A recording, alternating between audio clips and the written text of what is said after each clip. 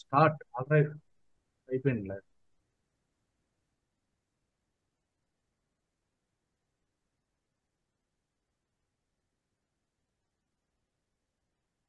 Question response క్రైస్తవ స్పందన episode number 122. హితబోధ నిర్వహించే ఈ ప్రశ్నోత్తరాల లైవ్ కార్యక్రమాన్ని యూట్యూబ్ ద్వారాను అలాగే జూమ్ మాధ్యమం ద్వారా వీక్షిస్తున్న వీక్షకులందరికీ యేసు ప్రవారి శ్రేష్టమైన నామంలో శుభములు. ప్రతి మంగళవారం అనగానే ఈ మంగళవారం కూడా ఈ రీతిన ఈ కార్యక్రమాన్ని జరిగించుకునే కృపనిచ్చినందుకు ప్రభుని స్తుతిస్తూ చిన్న ప్రార్థనతో ఈ రోజు కార్యక్రమాన్ని మనం ప్రారంభించుకుందాం. దయచేసి వీక్షకులంతా నాతో పాటు ప్రార్థనలో ఏకీభవించాలని మనం చేస్తాం. పరిశుద్ర మహోన్నతుడా దయగల తండ్రి, కృపగల ప్రభువా, గడిచిన మంగళవారాల్లో ఏ రీతిన ప్రభు ఈ కార్యక్రమం అంతా సజావుగా అనేకులకు దేవ ప్రభు మరి ఉపయోగకరంగా మీరు జరిగిస్తూ వచ్చారు. ఆ రీతిని ఈ రోజు కూడా తండ్రి ఎటువంటి అంతరాయాలు లేకుండా క్రమంగాను సవ్యంగాను ప్రభు ఎటువంటి అంతరాయాలు లేకుండా జరిగించుకోవడానికి మీరే కృప చూపించమని సహాయం చేస్తున్నామని ముఖ్యంగా విభు గారిని కూడా మీ దగ్గర హస్తాలకు అప్పగించుకుంటున్నాం. అలాగే ఎవరైతే ప్రశ్నలు అడగాలని సిద్ధపడి ఉంటున్నారో వారందరికీ కూడా మీరు సహాయం చేయండి. వారి ప్రశ్నలు చక్కగా సూటిగా అడగగలగటానికి, అలాగే ఈ కార్యక్రమాన్ని ఎవరైతే వీక్షిస్తున్నారో ఆ వీక్షకులందరికీ కూడా ప్రయోజనకరంగా ఆశీర్వాదకరంగా ఉన్నట్టు కృప చూపించమని యేసు నామమున స్తుతించి ప్రార్థించి వేడుకుంటున్నాము తండ్రి, ఆమేన్. విభు గారు good evening. Good evening brother Yashwanth. వీక్షకులందరికీ ప్రభు యేసుక్రీస్తునామములో వందనాలు. ఎస్, ఒక ప్రాముఖ్యమైన ప్రకటన దయచేసి గమనించండి. ఇటువంటి ఒక ప్రశ్నోత్తరాల కార్యక్రమాన్ని మేము ఇంగ్లీష్ లో కూడా ది బెరియన్ అవర్ అనే పేరుతోటి బైబిల్ స్పోక్స్మెన్ అనే మా యూట్యూబ్ ఛానల్ ద్వారా ప్రతి శనివారము సాయంత్రం 8 గంటల నుంచి 9 గంటల వరకు ఒక లైవ్ కార్యక్రమాన్ని నిర్వహిస్తున్నాం. సో ఇంగ్లీష్ లో ప్రశ్న అడగటము, ఇంగ్లీష్ లో ఆ అర్థం చేసుకోవటము చాలా సులువుగా ఉంటుంది మాకు అని అనుకునేవారు ఎవరైనా సరే దయచేసి ప్రతి శనివారము సాయంత్రం 8 నుంచి 9 గంటల వరకు లైవ్ ప్రసారం అయ్యేటువంటి ద బెరియన్ ఆర్ అనే మా Q&A ప్రోగ్రామ్ లో పాల్గొనాలని రిక్వెస్ట్ చేస్తున్నాము. అది ఈ ఛానల్ ద్వారా కాకుండా బైబిల్ స్పోక్స్మెన్ అనే మా యూట్యూబ్ ఛానల్ ద్వారా ప్రసారం అవుతుంది కనుక మీరు ఒకవేళ మీకు జాయిన్ అవ్వాలనుకుంటే అందులో జాయిన్ అవ్వచ్చు. లేదా ఇంగ్లీష్ స్పీకింగ్ ఫ్రెండ్స్ ఎవరైనా మీకు బాగా తెలిసిన వాళ్ళు ఇంగ్లీష్ లో కంఫర్టబుల్ గా ఉంటారు అనుకునే వాళ్ళకి కూడా ఈ విషయాన్ని పాస్ ఆన్ చేయాలని రిక్వెస్ట్ చేస్తున్నాం. అలాగే ఈ రోజు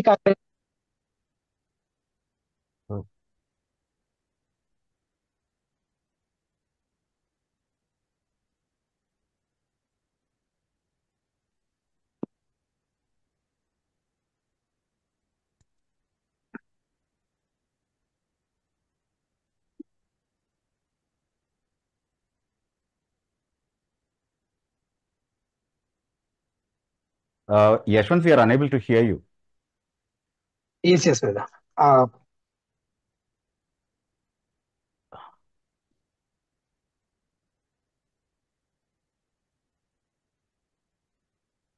Is everything all right?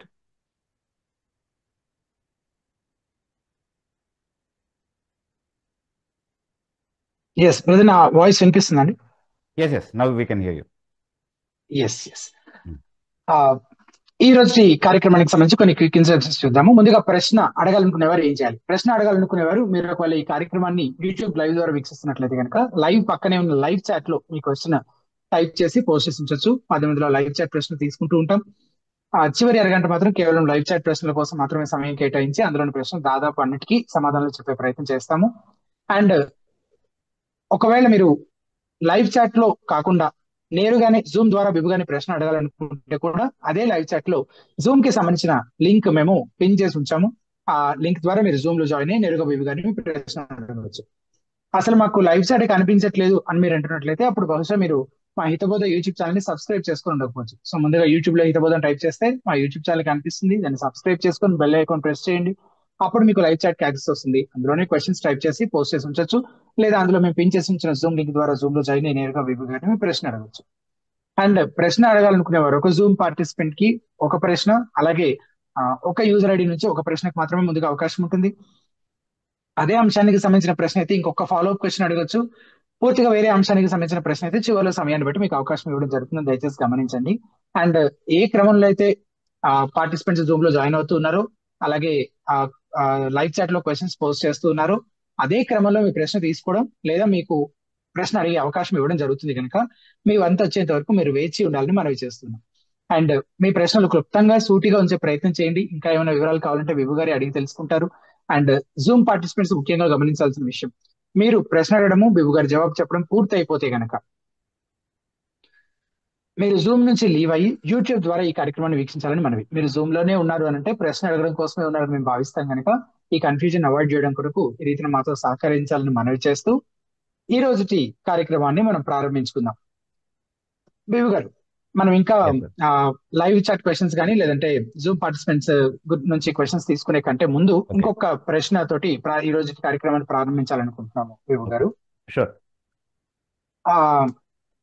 December 2వ తారీఖు 2024 రోజున ఆర్పిఎఫ్ వాళ్ళు నిర్వహించినటువంటి ఒక కార్యక్రమంలో ఆ ఎడ్వర్డ్ విలియమ్స్ గారు ఆయన యొక్క ప్రవచనాల గురించి ఆ వ్యూవర్ ఒక ఆయన పోస్ట్ పెడితే దానికి జాన్ క్రిస్టోఫర్ గారు స్పందిస్తూ ఎడ్వర్డ్ విలియమ్స్ గారితో అంటున్నారు, మీరు ప్రవచనాలు చెప్పారా అని ఆయన మాట్లాడిస్తూ కేవలం పొలిటికల్ అనాలిసిస్ పొలిటికల్ అబ్జర్వేషన్స్ చేసి ఎడ్వర్డ్ విలియమ్స్ గారు దాన్ని చెప్తే దాన్ని ఎవరో ఆయన అబద్ధ ప్రవచనాలు చెప్తున్నాడు అని ఆయన్ని ఏదో అబద్ధాలు చెప్పి అబద్ధ ప్రవచనాలు చేస్తున్నాడని తప్పుడు చిత్రీకరణలు చేసి ప్రసంగాలు కూడా చేస్తున్నారు అని చెప్పడం జరిగింది జాన్ క్రిస్టోఫర్ గారు. ఆబ్వియస్ గా అవి అలా ఎడ్వర్డ్ విలియమ్స్ గారి ప్రాఫెసీస్ గురించి ఆయన అబద్ధ ప్రవచనాల గురించి బయటపెట్టింది మన హితబోధ నెట్వర్క్ నుంచి మీరు కానీ నేను కానీ లేదా విద్యాసాగర్ కానీ ఇంకెవరైనా ఒకరిద్దరు చేసి ఉండొచ్చేమో.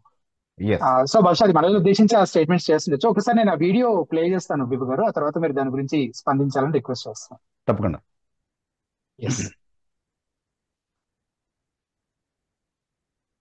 బై ద వే విలియమ్స్ గారు, మీ మీద చాలా గొప్ప కామెంట్లు జరుగుతూ ఉన్నాయి. ఏంటంటే ప్రవచనాలు చెప్పాడు, అన్ని అబద్ధాలు చెప్పాడు అని ఒక ఆయన ప్రసంగాలు చేస్తా ఉన్నాడు మీ మీద. అది చూసినప్పుడు మీరు ప్రవచనాలు ఎప్పుడు చెప్పారు సార్? ఏమో సార్, మరి ఒకవేళ నేను దేవుని వాక్యం తప్పుగా చెప్పానంటే అది బాగానే ఉండేదేమో కొంచెం. అదే అదే అదే అదే అది అంటే వీళ్ళకు అర్థం కాదు ఏంటనంటే, సారీ నేను మళ్ళీ డైగ్రెస్ అవుతున్నా, క్షమించండి. అర్థం కాని విషయం ఏంటనంటే పొలిటికల్ వాతావరణంలో ఇలా జరగబోతుంది అని ఏ కామెంటేటర్ అయినా చెప్తారు. టీవీ 9లో చూస్తే మీకు బోల్డ్ అంతమంది చెప్తారు.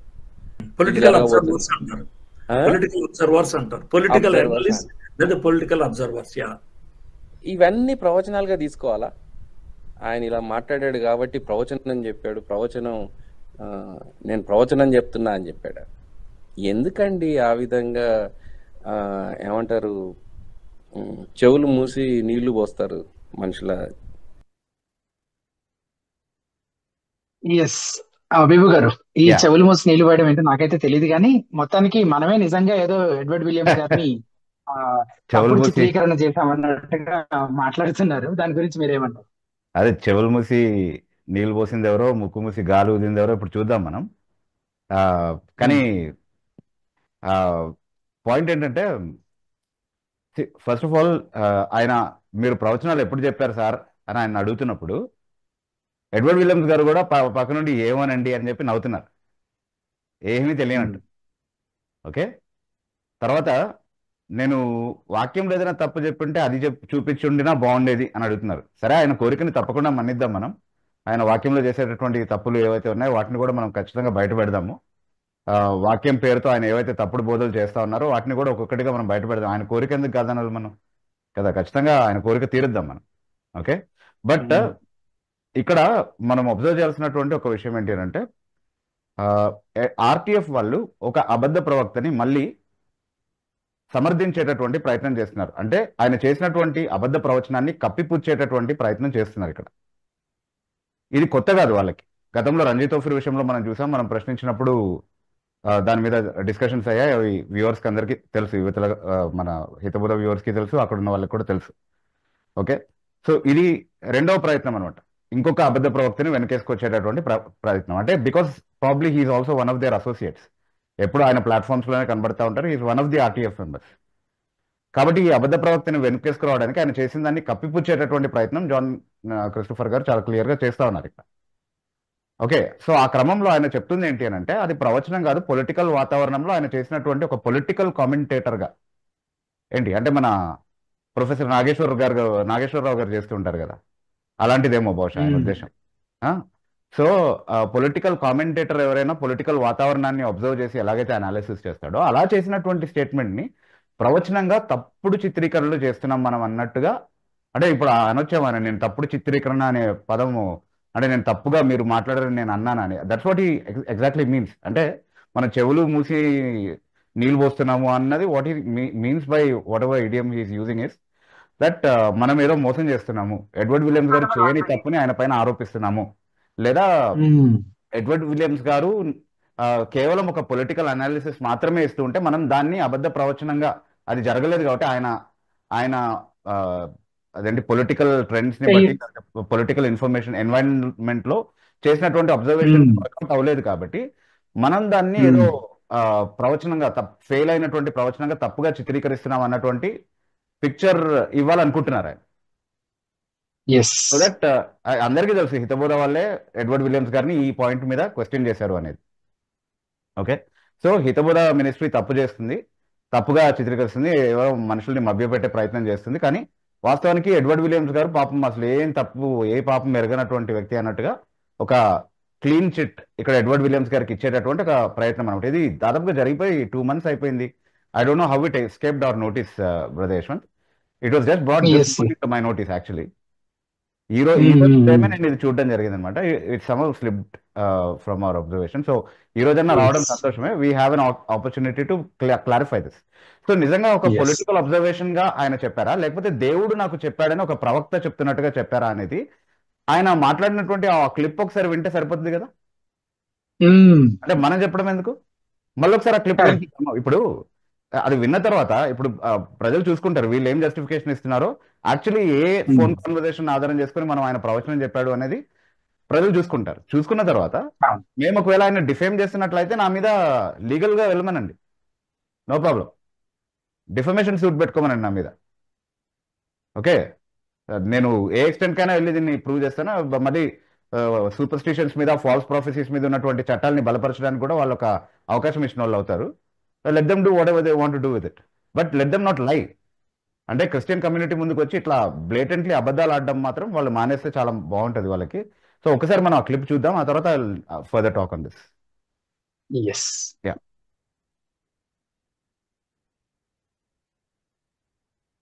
2019లో ట్రెండ్స్ 2014లో తెలుసా నాకు తెలియదు. మరి ఎలా చెప్పాను నేను? అది మీరు ఎలా చెప్పారని మీరు చెప్తే మాకు అర్థమైతే సార్. అందుకనే ప్రాపర్టీ అన్నాను నేను, ఖచ్చితంగా చెప్పాను. ఎందుకు వస్తుందో చెప్పాను. ఇంకో మాట కూడా చెప్తున్నాను. 2024 తర్వాత నరేంద్ర మోడీ కనబడదు, ట్రెండ్ని బట్టి చెప్పట్లా. 2024 తర్వాత నరేంద్ర మోడీ కనబడదు, హీ వోంట్ బి సీన్. ఇప్పుడు నువ్వు చెప్తావు ట్రెండ్ అనేది, ఇది ఇప్పుడు ప్రిడిక్షన్ అని చెప్తావా? ఇప్పుడు నేను నెక్స్ట్ పొద్దున వీడియోలో చెప్తాను. నెక్స్ట్ 5 years లో క్రైస్తవానికి డిఫరెన్షియల్ చేస్తాడు. 2024లో నరేంద్ర మోడీ కనబడదు, అది కూడా చెప్తాను నేను. This is what God told me. This is what God told me. Okay, 10 months లోపల జగన్ మీద అటాక్ ఉంటుంది. ఇది ప్రిడిక్షన్ కాదు. నువ్వు కావాలంటే చూసుకో. It's a very clear time bound ప్రొఫెసీ. It's a clear time bound prophecy అని ఆయనే పిలుస్తున్నారు. గాడ్ టోల్డ్ మీ. yes, ఆయనే అంటున్నారు గాడ్ టోల్డ్ మీ అని అంటున్నారు. యా, గాడ్ టోల్డ్ మీ. ఇది అంటే ఇది నాకు పొలిటికల్ ట్రెండ్స్ ని బట్టి తెలుసా అని అడుగుతున్నాడు ఆ మాట్లాడే వ్యక్తిని, దబాయించి అడుగుతున్నాడు. అంటే 2024లో జరగబోయేది నాకు 2019 ట్రెండ్స్ ని బట్టి నేను చెప్పగలనా, నాకు ఇప్పుడే తెలుసా అప్పటి ట్రెండ్స్ అని అడుగుతున్నాడు. మరి ఎలా చెప్తున్నాను నేను అని అంటే that's why I say God told me అని అంటున్నాడు. అందుకే ఇది ప్రాఫెసీ అన్నాను అని అంటున్నాడు. He himself is claiming in this audio conversation, in this phone conversation that it is a prophecy and that God told. ఇంకా చాలా ఉంది అందులో.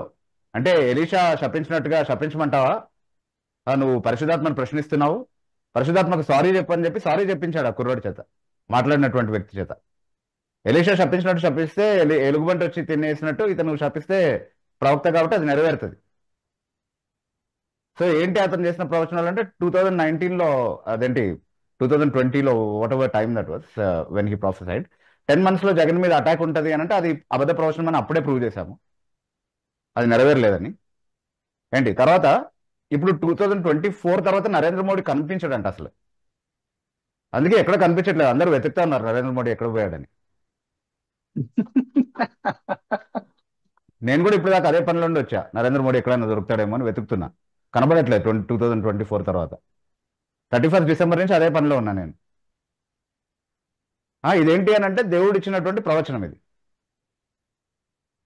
సో ఇట్లాంటివి చేస్తూ వీళ్ళు ఇలాంటి వాళ్ళని వెనకేసుకొస్తూ నిజాయితీగా ఎవరైతే ప్రశ్నిస్తారో, ఎవరైతే క్రిస్టియన్ కమ్యూనిటీకి అవేర్నెస్ క్రియేట్ చేసి బైబిల్ ఇలా ప్రవచించినటువంటి వారు వాళ్ళ ప్రవచనం నెరవేరినప్పుడు వాళ్ళని అబద్ధ ప్రవక్త అని పిలుస్తుంది, వాళ్ళ విషయంలో అప్రమత్తంగా ఉండాలి అని బైబిల్ బోధిస్తుంది అని ఎవరైతే బోధిస్తున్నారో వాళ్ళని అబద్ధికులుగా చిత్రీకరిస్తూ వాళ్ళ మీద సటైర్లు వేస్తూ వాళ్ళ మీద వెటకారంగా మాట్లాడుతూ, జాన్ క్రిస్టోఫర్ గారి వెటకారం టోన్ విన్నారు కదా మీరు. నోరు తెరిస్తే ఆ వెటకారం కంపు, అడుగడుగున అనువున ఆ నవ్వులో, ఆ మాటల్లో, ఆ మాట తీరులో ప్రతి దాంట్లో వెటకారం కనబడతా ఉంటుంది. అది నోరా మోరా అని డౌట్ వస్తుంది ఒక్కోసారి.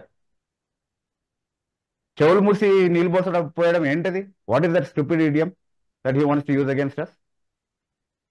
Is that an idiomatic expression? What is that? ఏంటది ఆయన వాడాలనుకున్నా? అంటే అట్లా మాట్లాడలేమా మనం ఆయన మీద? అంటే ఎందుకు మా మీద అంత కక్ష, ఎందుకు మా మీద అంత కోపం? ఇప్పుడు అంటే ఒక అబద్ధ ప్రవక్తను ఎక్స్పోజ్ చేశాం కాబట్టి నవ్వుకుంటున్నారు మాట్లాడి. దేన్ని చూసి సంబరపడుతున్నారు సార్ మీరు? దేన్ని చూసి సంబరపడుతున్నారు? అంటే మీరు ఒక అబద్ధ ప్రవక్తని చక్కగా సమర్థించామని సంతోషమా? సక్సెస్ఫుల్లీ సమర్థించుకుంటున్నామని? ఆ ఎడ్వర్డ్ విలియమ్స్ గారికి సిగ్గుండాలి. ఆయన, నాకు ఈ మాటలు రావు బేసికలీ. అంటే ఆయనే ఈ మధ్య కొంతమంది ఎస్సీ సర్టిఫికేట్ వాడుతున్నటువంటి వాళ్ళని ఉద్దేశించి కొన్ని మాటలు మాట్లాడారు. కడుపుకి అన్నం తింటున్నారా, డాష్ తింటున్నారా అని. డాష్ అని ఎందుకు అంటున్నానంటే అక్కడ అన్పార్లమెంటరీ లాంగ్వేజ్ వాడారు, అది నేను వాడడం నాకు ఇష్టం లేదు. I don't use unparliamentary language in my speech. కానీ అదే క్వశ్చన్ నేను ఆయన అడగొచ్చు. నువ్వు ప్రవచనం చెప్పి అది బయటకు వచ్చింది కాబట్టి నాకు ఫోన్ చేసి అపాలజైజ్ చేసి ఒరిజినల్లీ దేన్నైతే ప్రాఫెసీగా చిత్రీకరించావో దాన్ని తీసేస్తే నేను దీన్ని పబ్లిక్ చేయకుండా ఉంటానంటే సహకరించకుండా నా చేత మళ్ళీ పబ్లిక్ చేయించు, ప్రైవేట్ చేసినటువంటి వీడియోని సహకరించకుండా, because you fail to cooperate with me ఏంటి. తర్వాత ఇప్పుడు అసలు ఎప్పుడు ప్రవచనం చేశాను నాకు తెలియదంటూ మాట్లాడతావా? కొంచెమైనా నిజాయితీ లేదా మనిషి? అసలు దేవుని భయం అనేది ఏమీ లేదా? దేవుని వాక్యం అసలు ఇప్పుడు మర్చిపోయాను. దేవుని వాక్యం, అసలు దేవుని వాక్యంలో నేనేమైనా తప్పు చెప్తే, వాక్య బోధలో నేనేమైనా తప్పు చేస్తే దాన్ని చూపించమన్నాడు. అసలు నువ్వు చేసినటువంటి వాక్య బోధ వరకు కూడా ఎందుకు వెళ్ళాలి మేము? నువ్వు అబద్ధ ప్రవక్త అని ప్రూవ్ అయిపోయిన తర్వాత బైబిల్ స్టాండర్డ్స్ని బట్టి నువ్వు ఒక అబద్ధ ప్రవక్తవి కాబట్టి ఇంకా నువ్వు వేరే సిద్ధాంతాలు కరెక్ట్గా చెప్తే ఎవరికి కావాలి? అది యువర్ ఎ ఫాల్స్ ప్రాఫిట్. అయితే ఈ ఆర్టీఎఫ్ వాళ్ళు జనరల్లీ చేసేది ఏంటంటే అబద్ధ మేము మిమ్మల్ని అని లేదు వేరే వాళ్ళని అన్నామని వేస్తూ ఉంటారు. ఆ వేరే వాళ్ళు ఎవరో ఎవరికి తెలియదు తర్వాత లాస్ట్ వరకు, ఇప్పటి వరకు కూడా మిమ్మల్ని కాదు మేము ఉద్దేశించి మాట్లాడింది అని చెప్తా ఉంటారు. కానీ క్లియర్గా ఈ అంశం మీద భరత్ కొనిదెల ఆర్టీఎఫ్ మెంబర్, మన హితబోధ మెంబర్ కాదు, భరత్ కొనిదెల ఒక ఆయన ఈ క్లిప్ వాడుకుని ఏదో స్పందించినట్టున్నారు. అది కాకుండా యశ్వంత్ గారు, మీరు, నేను, సాగర్ మాట్లాడాం దీని గురించి. సో అది ఎవరి గురించి మాట్లాడుతున్నా సరే మమ్మల్ని అనట్లేదు, ఎవరినో అంటున్నారు. మేమే బయట పెట్టాం ఇది. ఓకే, మేము బయటకు తీసుకొచ్చినటువంటి ఇష్యూ ఇది బేసికలీ. దాన్ని మీరు కవరప్ చేసుకోవడానికి ఏమంటున్నారు? మీరు ఇది పొలిటికల్ అనాలిసిస్ మాత్రమే అని చెప్తున్నారు.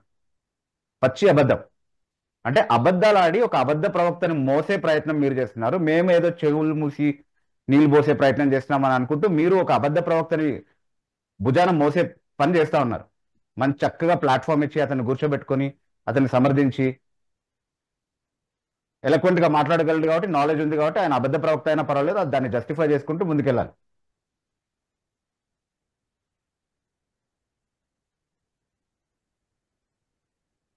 సో చాలా క్లియర్ గా ఇప్పుడు వీళ్ళు చేసే పని ఏంటి అంటే ఇవన్నీ తెలుసు, అన్ని ఆర్టీఎఫ్ వాళ్ళకి ఈ విషయాలన్నీ తెలుసు, అందరికీ తెలుసు. వాళ్ళ సర్కిల్స్ లో కూడా ఆ వీడియో అప్పుడు సర్క్యులేట్ అయిందన్న విషయం అందరికీ తెలిసిందే. నాకు కామన్ ఫ్రెండ్స్ ఉన్నారు ఈ రోజు కూడా. సో నాకు తెలుసు మిగిలిన ఆర్టీఎఫ్ మెంబర్స్ కూడా అన్ని తెలిసి కూడా ఎవ్వరు ఏం మాట్లాడకుండా సైలెంట్ గా ఇంకా ఆయనతో అసోసియేట్ అయ్యి కలిసి వర్క్ చేస్తూనే ముందుకు వెళ్ళిపోతూ ఉన్నారు. అంటే వీళ్ళు అబద్ధ ప్రవక్తల్ని ఏమన్నారు? బైబిల్ పైన బురద జల్లేటటువంటి వాళ్ళని, బైబిల్ని అటాక్ చేసేటటువంటి వాళ్ళని, అబద్ధపు బోధలు సంఘాల్లోకి తీసుకొచ్చేటోళ్ళని ఏమన్నారు, వాళ్ళని తీసుకొచ్చి మంచిగా కూర్చోబెట్టి చక్కగా మాట్లాడి పంపిస్తారు. అదేంటంటే అది క్రైస్తవ ప్రేమ, మనం చేసేదంతా కూడా రిడెంప్టివ్ గా ఉండాలి, తొక్క తోటకూర అని స్టోరీస్ చెప్తారు మనకి. కానీ వీళ్ళు అటాక్ చేసేది ఎవరినంటే ఎవరైతే వాళ్ళని ప్రశ్నిస్తారో, ఎవరైతే సంఘంలో వాళ్ళ గురించినటువంటి అవేర్నెస్ తీసుకొస్తారో వాళ్ళని అటాక్ చేస్తారనమాట. వీళ్ళు వాళ్ళని అటాక్ చేస్తారు. ఓకే, అది వాళ్ళు చేసేటటువంటి పని. అంటే దే వాంట్ టు అటాక్. ఇప్పుడు అదేంటి మరియమ్మతో ఒక రాత్రి ఇట్లాంటి దరిద్రమైనటువంటి వీడియోలు చేసినటువంటి వాళ్ళని ఒక ముగ్గురిని, ఒక పందిని, ఒక ఊర పందిని, ఒక పందికొక్కుని తీసుకొచ్చి కూర్చోబెట్టారు. వాళ్ళ పేర్లు కూడా చెప్పడం నాకు ఇష్టం లేదు, దరిద్రుల పేర్లు. వాళ్ళని తీసుకొచ్చి కూర్చోబెట్టారు, మతోన్మాదుల్ని. వాళ్ళని తీసుకొచ్చి కూర్చోబెట్టి వాళ్ళతో చక్కగా ప్రేమగా క్రైస్తవ ప్రేమ చూపించి మాట్లాడి పంపించారు. కత్తి పద్మారావు గారు బైబిల్ మీద బురద జల్లేటటువంటి మాటలు మాట్లాడితే ఆయనతో గౌరవంగా మాట్లాడి పంపించారు. ఆయన మాట్లాడినటువంటి విషయాలు నేను కౌంటర్ చేయలేదు. ఓకే, రంజిత్ ఓఫిర్ని పిలిచి మినిస్టర్ ఆఫ్ గాడ్ అని, అంటే మూడు సెకండ్లు ఆలోచించి ఆ 3 ముక్కలు అప్రిషియేటివ్ గా మాట్లాడి పంపించేసి 3 సంవత్సరాల వరకు కూడా ఇప్పటి వరకు మాకు వివరణ ఇవ్వలేదు మినిస్టర్ ఆఫ్ గాడ్ అని ఎందుకు అనాల్సి వచ్చింది అనేది జాన్ క్రిస్టోఫర్ గారు. వాళ్ళనేమో అలా పంపిస్తారు. ఎందుకు అంటే అది క్రైస్తవ ప్రేమ, అది రిడెంప్టివ్ గా చేయడం, అంటే that is redemptive approach. Okay, తప్పులో ఉన్న వారి పట్ల రిడెంప్టివ్ అప్రోచ్ చూపించడం క్రైస్తవ ప్రేమలో భాగం అని చెప్తారు మనకి.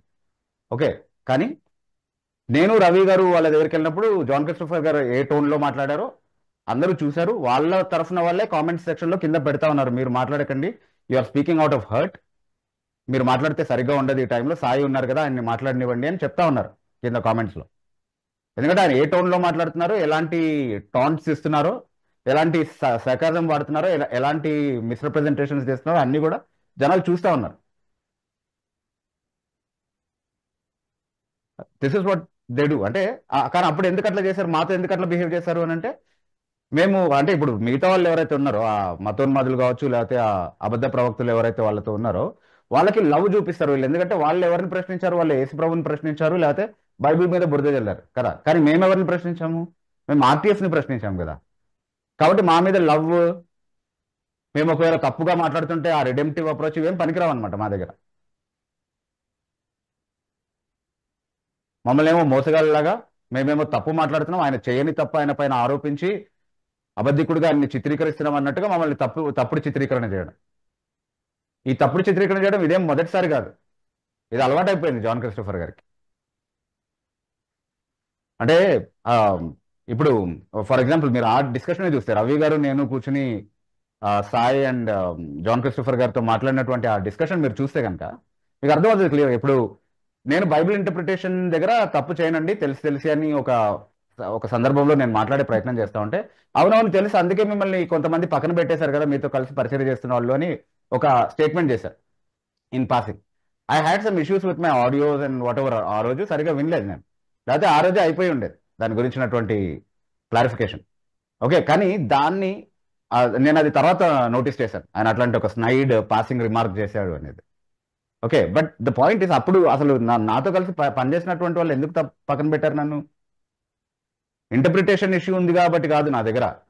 ఈ అబద్ధ ప్రవక్తని నేను క్వశ్చన్ చేశాను కదా 2020లో, అప్పటి నుంచే ఇష్యూ స్టార్ట్ అయింది యాక్చువల్లీ వాళ్ళతో నాకు. ఎందుకంటే అందులో ఎవరైతే నన్ను పక్కన పెట్టాడో ఇతని ఫ్యాన్ అనమాట బేసికలీ.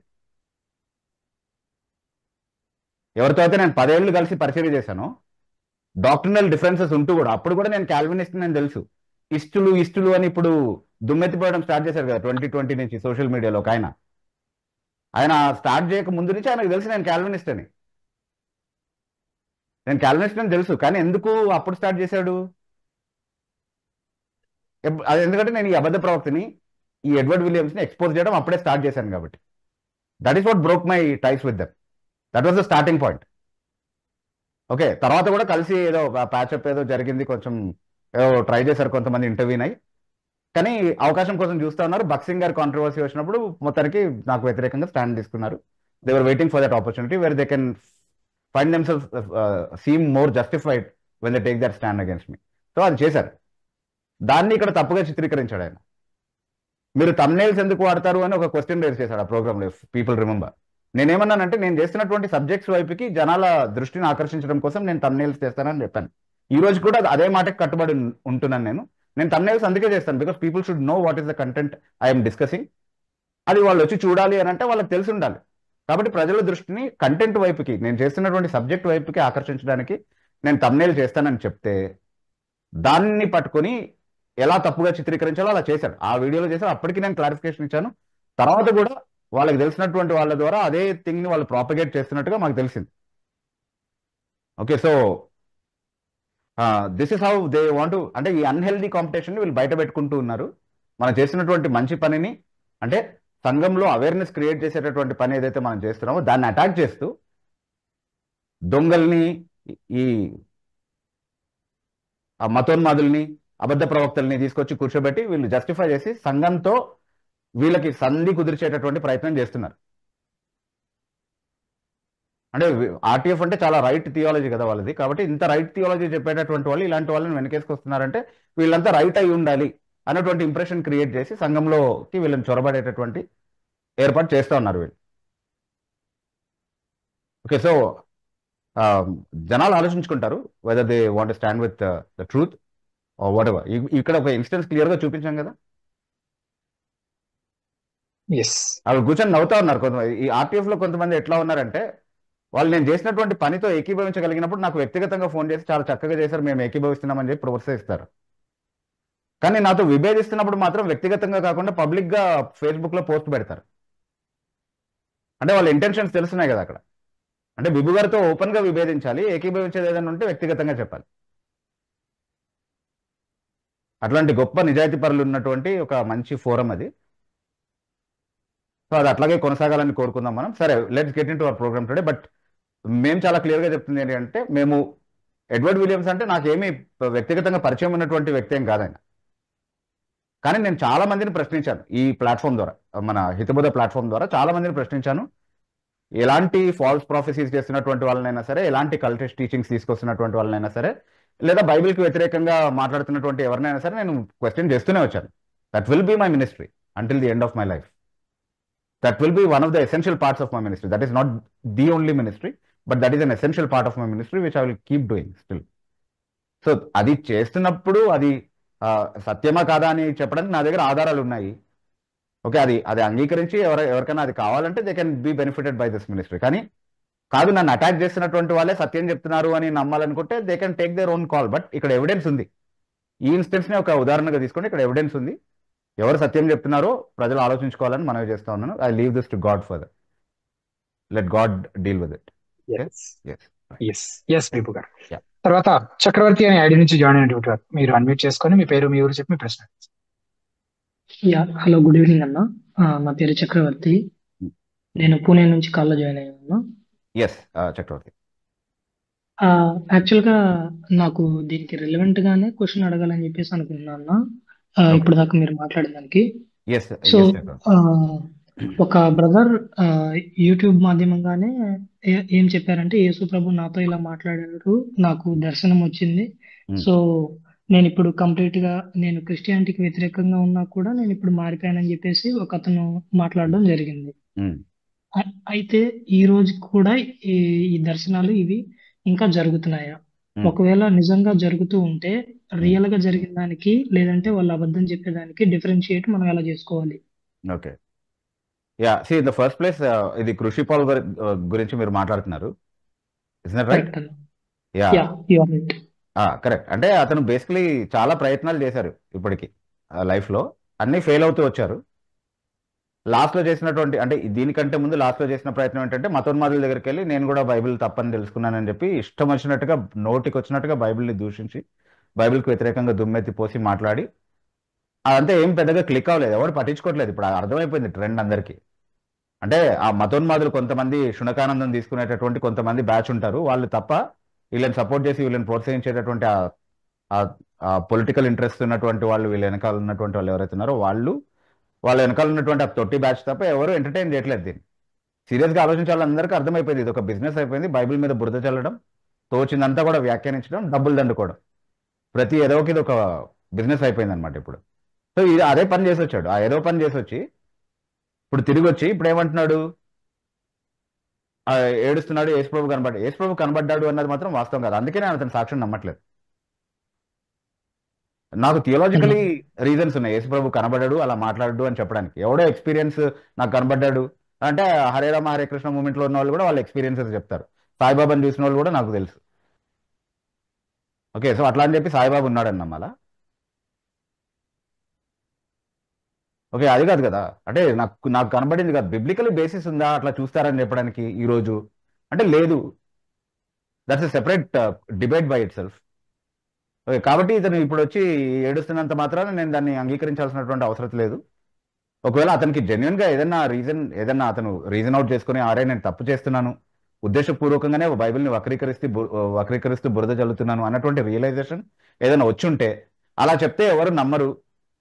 కాబట్టి నేను ఒక స్టోరీ అల్లుదామని ఒకవేళ ఏమైనా అనుకుంటే కనుక అది పొరపాటు అయిపోతుంది. యాక్చువల్లీ స్టిల్ అంటే ఇంకా ఫర్దర్ ఆ మోసాన్ని కొనసాగిస్తున్నాడు అనేది అర్థం చేసుకోవాలి. లేకపోతే ఇంకొక ప్రయత్నమా ఇది, అనదర్ బిజినెస్ వెంచరా ఇది అనేది కూడా మనం ఆలోచించాలి. చాలా ప్రయత్నాలు చేశాడంట, అంతకుముందు జొమాటోలో ఏదో చేశాడంట, తర్వాత ఇంకేదేదో చేశాడంట, తర్వాత ఈ మతం మొదలు తెరిపోయాడు, ఆ తర్వాత అదే పాస్టర్ అయ్యాడు, కొన్ని రోజులు పాస్టర్ అయ్యాడంట, తర్వాత మతం మొదలు తెరిపోయి ఏదో చేశాడు. ఇప్పుడు వచ్చి లేదు లేదు నేను తిరిగి వచ్చేసాను, ప్రాడిగల్స్ అని నేను తిరిగి వచ్చాను, నన్ను అంగీకరించండి అని చెప్పి అడుగుతా ఉన్నాడు. Okay, if that is true time will show. But యేసుప్రభు కనబడ్డాడు అనేది మాత్రం నిజం కాదు. అలా నమ్మడానికి అసలు బిబ్లికల్లీ అసలు అవకాశమే లేదు. For what ever reason he came back, అది జెన్యునా కాదా అనేది దేవుడికి తెలుసు, ఆయనకు తెలుసు. కానీ యేసుప్రభు కనబడ్డ వచ్చాడు అని చెప్పాడు కాబట్టి నేను నమ్మట్లేదు అతని సాక్ష్యం. అబద్ధాలు ఆడుతున్నాడు. యా, ఇంకొక క్వశ్చన్ అడగొచ్చన్నా? తప్పకుండా. యా, యాక్చువల్గా ఇది ఫస్ట్ క్వశ్చన్ అడుగుదాం అనుకున్నాను, కానీ రిలవెంట్ గా ఉందని చెప్పేసి అది అడిగాను అన్న ఫస్ట్ది. No problem. అయితే అన్న, నాకున్న డౌట్ ఏంటంటే, what are the positive evidence for Exodus? Positive evidence for Exodus అవునన్నా. అంటే ఎక్స్ట్రా బిబ్లికల్ ఆర్కియాలజికల్ కావచ్చు, లేకపోతే హిస్టారికల్ గా అదే అడుగుతున్నారా? అవునన్నా. See, that is a little difficult for me to answer in this platform. ఎందుకంటే దానికి అది డేటా పైన ఆధారపడినటువంటి సమాధానం కదా. అది ప్రస్తుతానికి నా మైండ్లో లేదు. I haven't gathered that kind of data.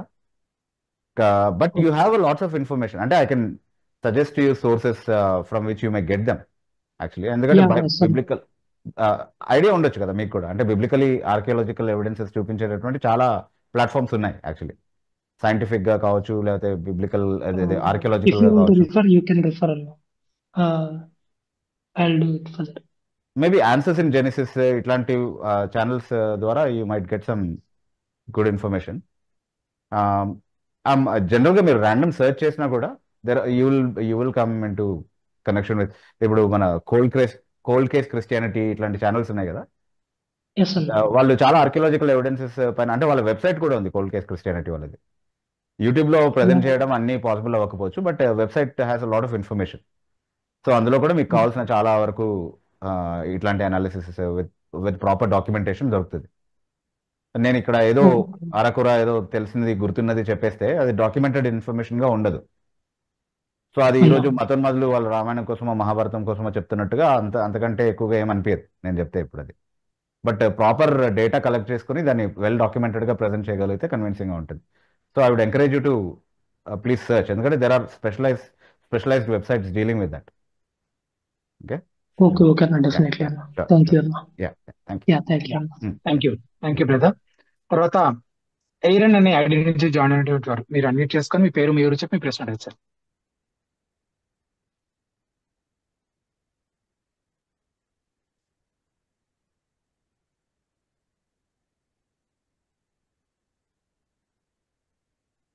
ఎయిరన్ అనే ఐడి నుంచి జాయిన్ అయినటువంటి వారు.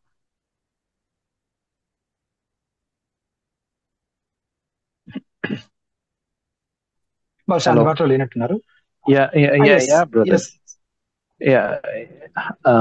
అన్న గుడ్ ఈవినింగ్ అన్న, this is Aaron. Good evening brother.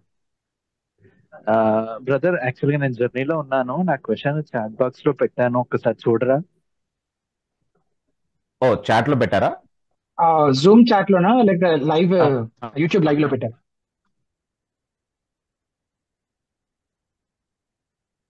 Sorry, అంటే చాట్ లో నాకైతే ఏం కనిపించట్లేదు. జూమ్ చాట్ లోనా? అదే అర్థం కాలేదు. లైవ్ చాట్ లో కూడా లేదా? లైవ్ చాట్ ఎస్ లో అన్న, చాట్ లో ఉంది అన్న, చాట్ లో ఉంది. జూమ్ చాట్ లోనా? Yes yes yes. Zoom chat లో ఏం కనిపించట్లేదు కదా నాకు. ఇంకొకసారి పోస్ట్ చేస్తారు మళ్ళీ? Yeah sure. Yes, thank you. Yes brother, ఆ క్వశ్చన్ పోస్ట్ చేసేలోపు ఒక లైవ్ చాట్ క్వశ్చన్ తీసుకుందాం విభు గారు. శ్రీనివాసరావు అనే నుంచి అడిగినటువంటి ప్రశ్న ఇది వరకు వెరీ రీసెంట్ ఎపిసోడ్స్ లోనే మీరు ఆన్సర్ చేసినట్టున్నారు. ఒకసారి చూడండి విభు గారు. ఇక్కడ పెదవులు ఆరాధన చేస్తేనే పరలోకంలో ప్రవేశం ఉంటుందనే బోధ జరిగింది. ఎక్కడ ఎక్కడో తెలియదు. ఇంకొక పోస్ట్ లో ఇంతకు ఇక్కడ పెదవులు ఆరాధన చేస్తేనే పరలోక ప్రవేశం ఉంటుంది అనేది చెప్పలేదు. ఇది కూడా తెలియదు, ఎప్పుడు చెప్పలేదో తెలియదు. కానీ ఈ క్వశ్చన్ తీసుకున్నట్టయితే నాకు గుర్తొస్తుంది విభు గారు. రీసెంట్ అంటే ఇక్కడ చెప్పబడింది, ఇక్కడ చెప్పలేదు అనేది ఏదో రెండు కాంట్రడిక్టరీ అకౌంట్స్ గురించి చెప్తున్నట్టుగా అర్థమవుతా ఉంది. అంటే ఆయన ఏదైనా బైబిల్ ప్యాసేజెస్ ని ఉద్దేశించి చెప్తున్నారా, ఆ రెఫరెన్స్ ఏమైనా మిస్ అయ్యారా అనేది చూడాలి. ఒకసారి మళ్ళీ క్లారిఫై చేయగలిగితే I think we can take that question. Yes and ఇదే ఐడి నుంచి ఇందాక మీరు చెప్తున్న కృషి పాల్ కి సంబంధించి కూడా అంతకుముందు అతనే దేవుడు కనబడ్డు అని చెప్పాడు, దర్శనాలు రావు అని చెప్పాడు అని కూడా కామెంట్ చేశారు.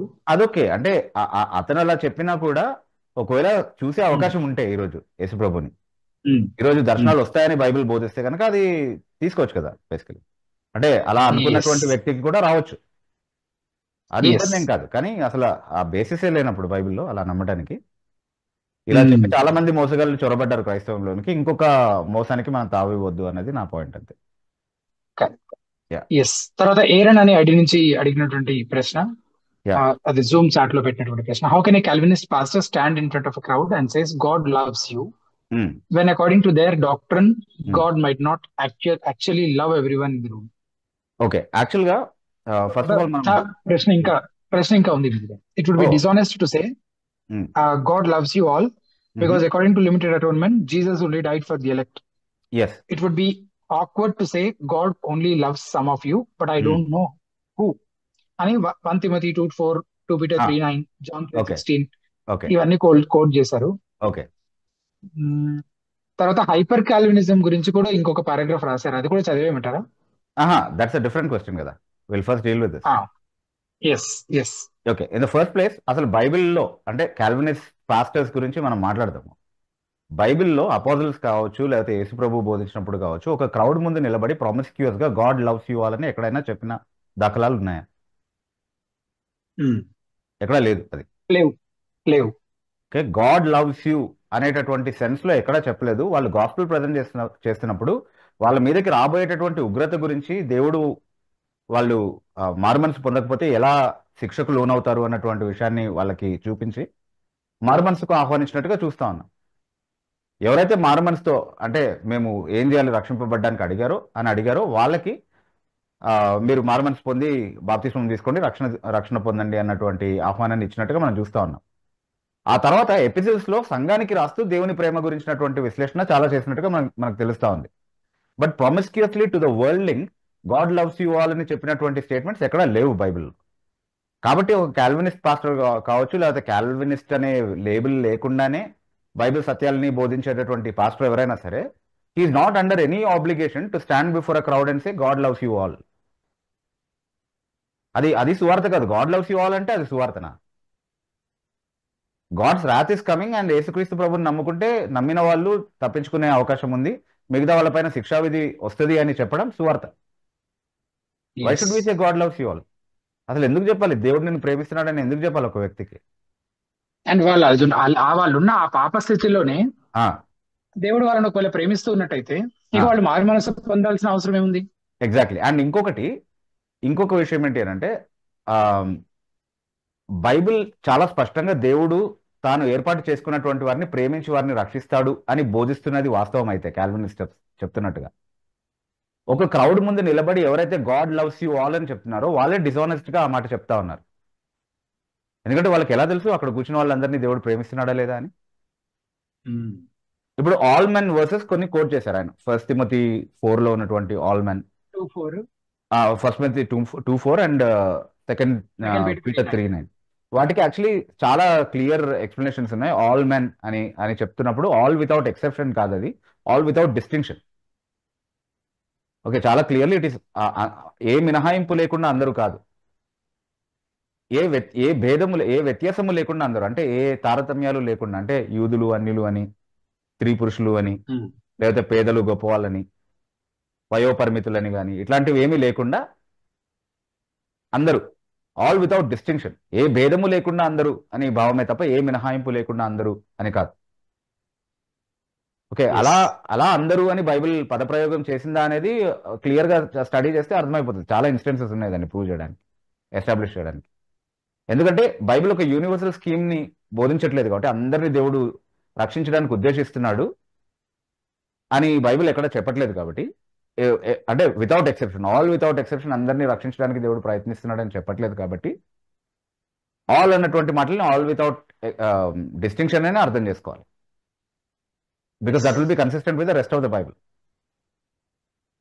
అంటే దేవుడు తన వాగ్దానం విషయంలో ఆలస్యం చేయవాడు కాదు, కానీ అందరూ మారు మనసు పొందవలనని మీ ఎడల దీర్ఘశాంతం కలిగి ఉన్నాడు అని చెప్తున్నాడు రెండో పేతురు పత్రిక 3వ అధ్యాయం 9వ వచనంలో.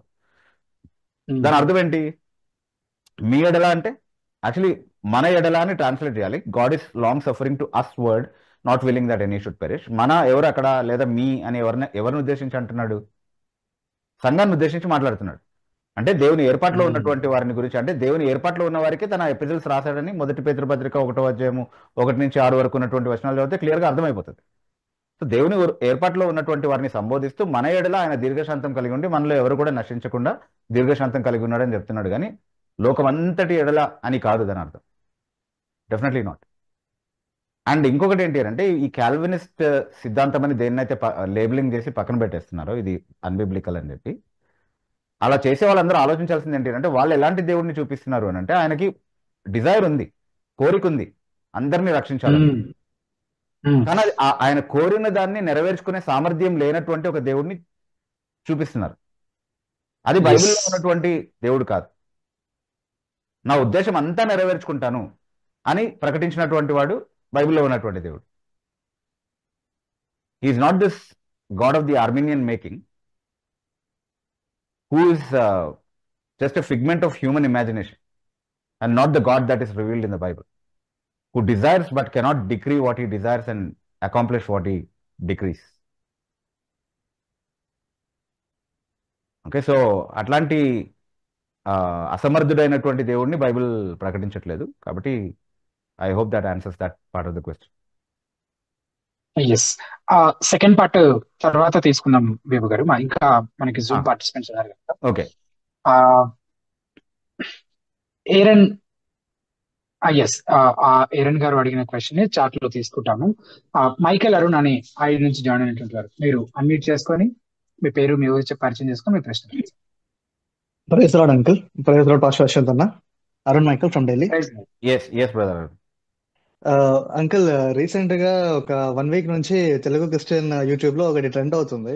అదే మా ఫేమస్ పాస్టర్స్ అయిన బ్రదర్ వెజ్లీ గారు అండ్ వాళ్ళ వైఫ్, వాళ్ళ బ్రదర్ పాల్ ఇమాన్యుయల్ గారు ఒక ప్రోగ్రామ్ స్టార్ట్ చేశారు, ఓకే, సింగ్ ఫర్ జీసస్ అని. I haven't heard of it actually, but what is it about? Okay. It's just plainly about a singing competition, but with Christian songs. Yeah.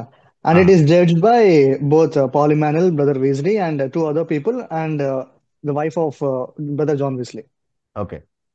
So, అంటే మన ఇంతకుముందు ఈటీవీలో చాలా programmes వచ్చేసి, like famous music directors, movies ఇండస్ట్రీలో ఉన్న వాళ్ళు వచ్చి ఇలా జడ్జ్ చేసేవాళ్ళు అనమాట. సో అదే ఫార్మాట్ సేమ్. సో వాళ్ళు ఈ సీజన్ 1 అని చెప్పేసి రీసెంట్ గా స్టార్ట్ చేశారు అనమాట. ఛానల్ నుంచి ట్రెండ్ అవుతూనే ఉంది.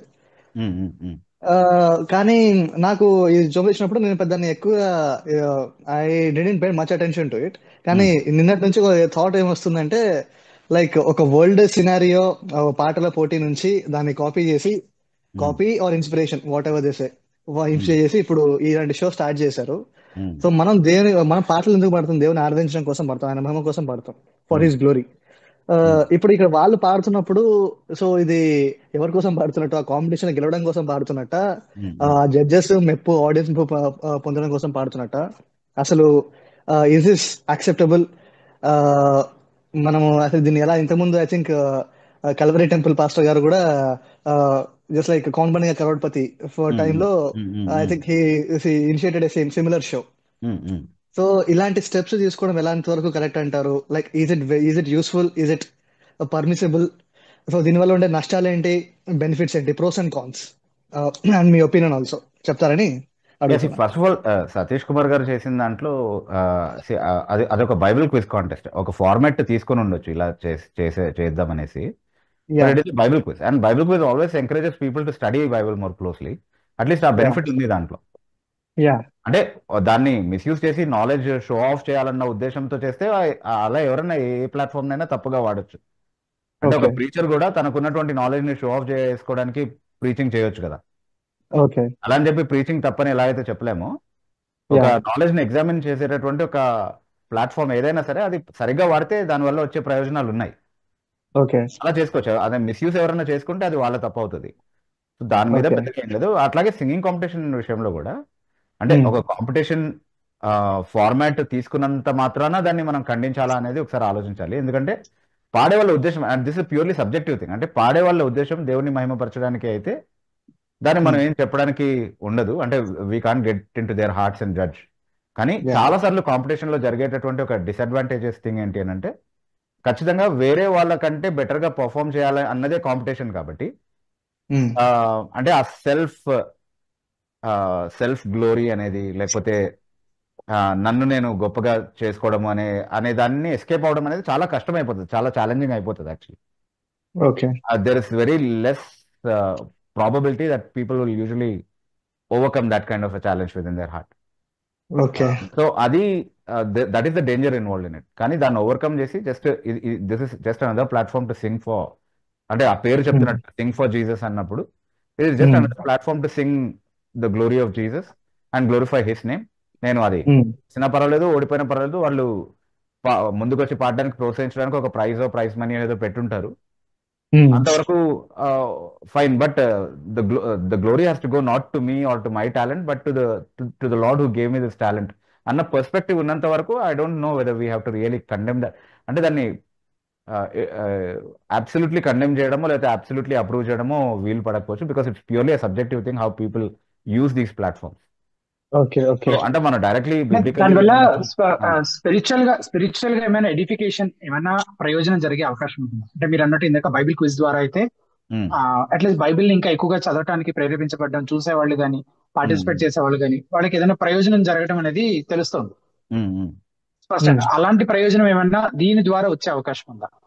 అంటే it depends on how the program is designed actually. అంటే థీమాటిక్ గా సాంగ్స్ తీసుకోవాలి, బిబ్లికల్ థియాలజీని ప్రమోట్ చేసేటటువంటి పాత హిమ్స్ ఏవైతే ఉన్నాయో అట్లాంటివి కావచ్చు, లేకపోతే కొత్తగా మంచి ఇన్నోవేటివ్ రచనలు ఏవైతే బైబిల్లో ఉన్నటువంటి థాట్స్ ని ఎక్స్ప్రెస్ చేసే ఉంటాయో వాటికి వెయిటేజ్ ఇస్తాము, అట్లాంటివి చేయండి అని పుష్ చేసేటటువంటి ప్రోగ్రామ్స్ ఉంటాయి కదా. లేదా ఇప్పుడు స్క్రిప్చర్స్ ఉన్నాయి. ఇప్పుడు one of the things I like the most is పాటలలాగా వాక్యాన్ని పాడటం. సో అట్లాంటి క్రియేటివ్ గా ఏదైనా చేసుకొని రండి, వాటిని మేము రికగ్నైజ్ చేస్తాం, దాన్ని మీరు ముందుకు పెట్టడానికి ఇంట్రడ్యూస్ చేయడానికి ఒక ప్లాట్ఫామ్ కల్పిస్తాము, దాన్ని ఎంకరేజ్ చేస్తాము, ఎవరైతే బెస్ట్ గా చేస్తున్నారో వాళ్ళని స్పెషల్ గా ఎంకరేజ్ చేస్తాము అన్నటువంటి ఒక ప్లాట్ఫామ్ అయితే కనుక I think there are benefits in it.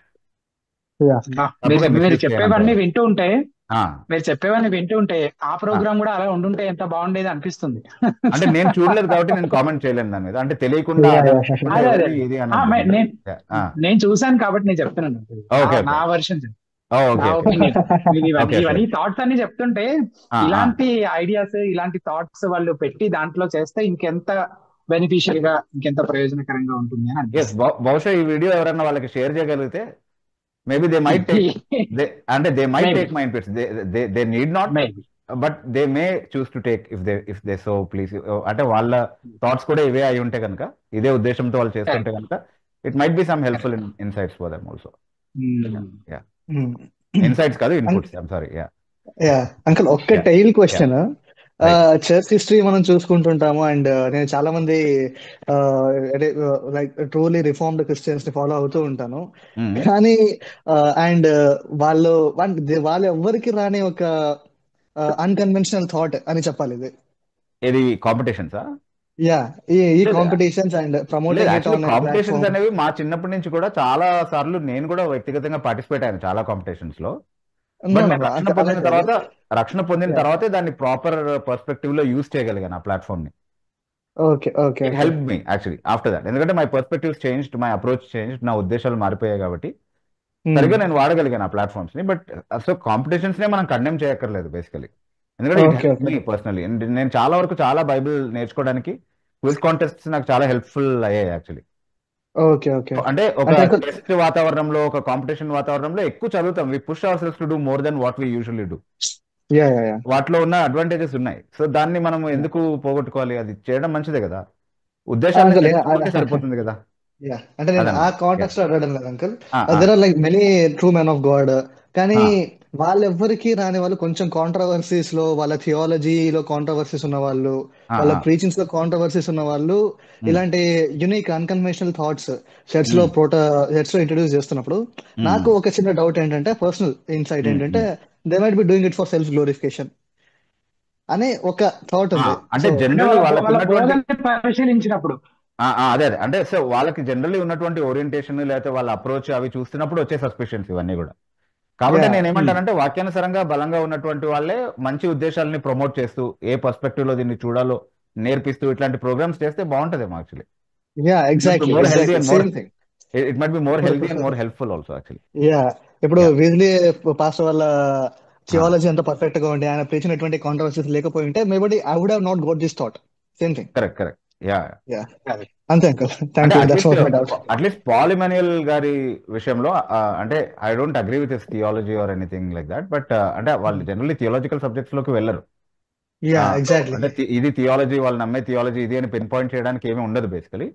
కాకపోతే యా అట్లీస్ట్ అడపదడప వేరే కార్పొరేట్ పాస్టర్స్ ఎవరైతే చేస్తున్నారో వాళ్ళలా కాకుండా అట్లీస్ట్ అడపదడప అయినా క్రైస్తవం పక్షంగా మాట్లాడుతూ క్రైస్తవం మీద బురద జల్లినటువంటి వాళ్ళకి రెస్పాండ్ అయ్యేటటువంటి ఆ పని చేస్తూ ఉంటారు ఆయనకి యా తెలిసిన ఎగ్జాక్ట్లీ. పరిస్థితిలో ఆయనకి యా సాధ్యమైనంత మేరకు.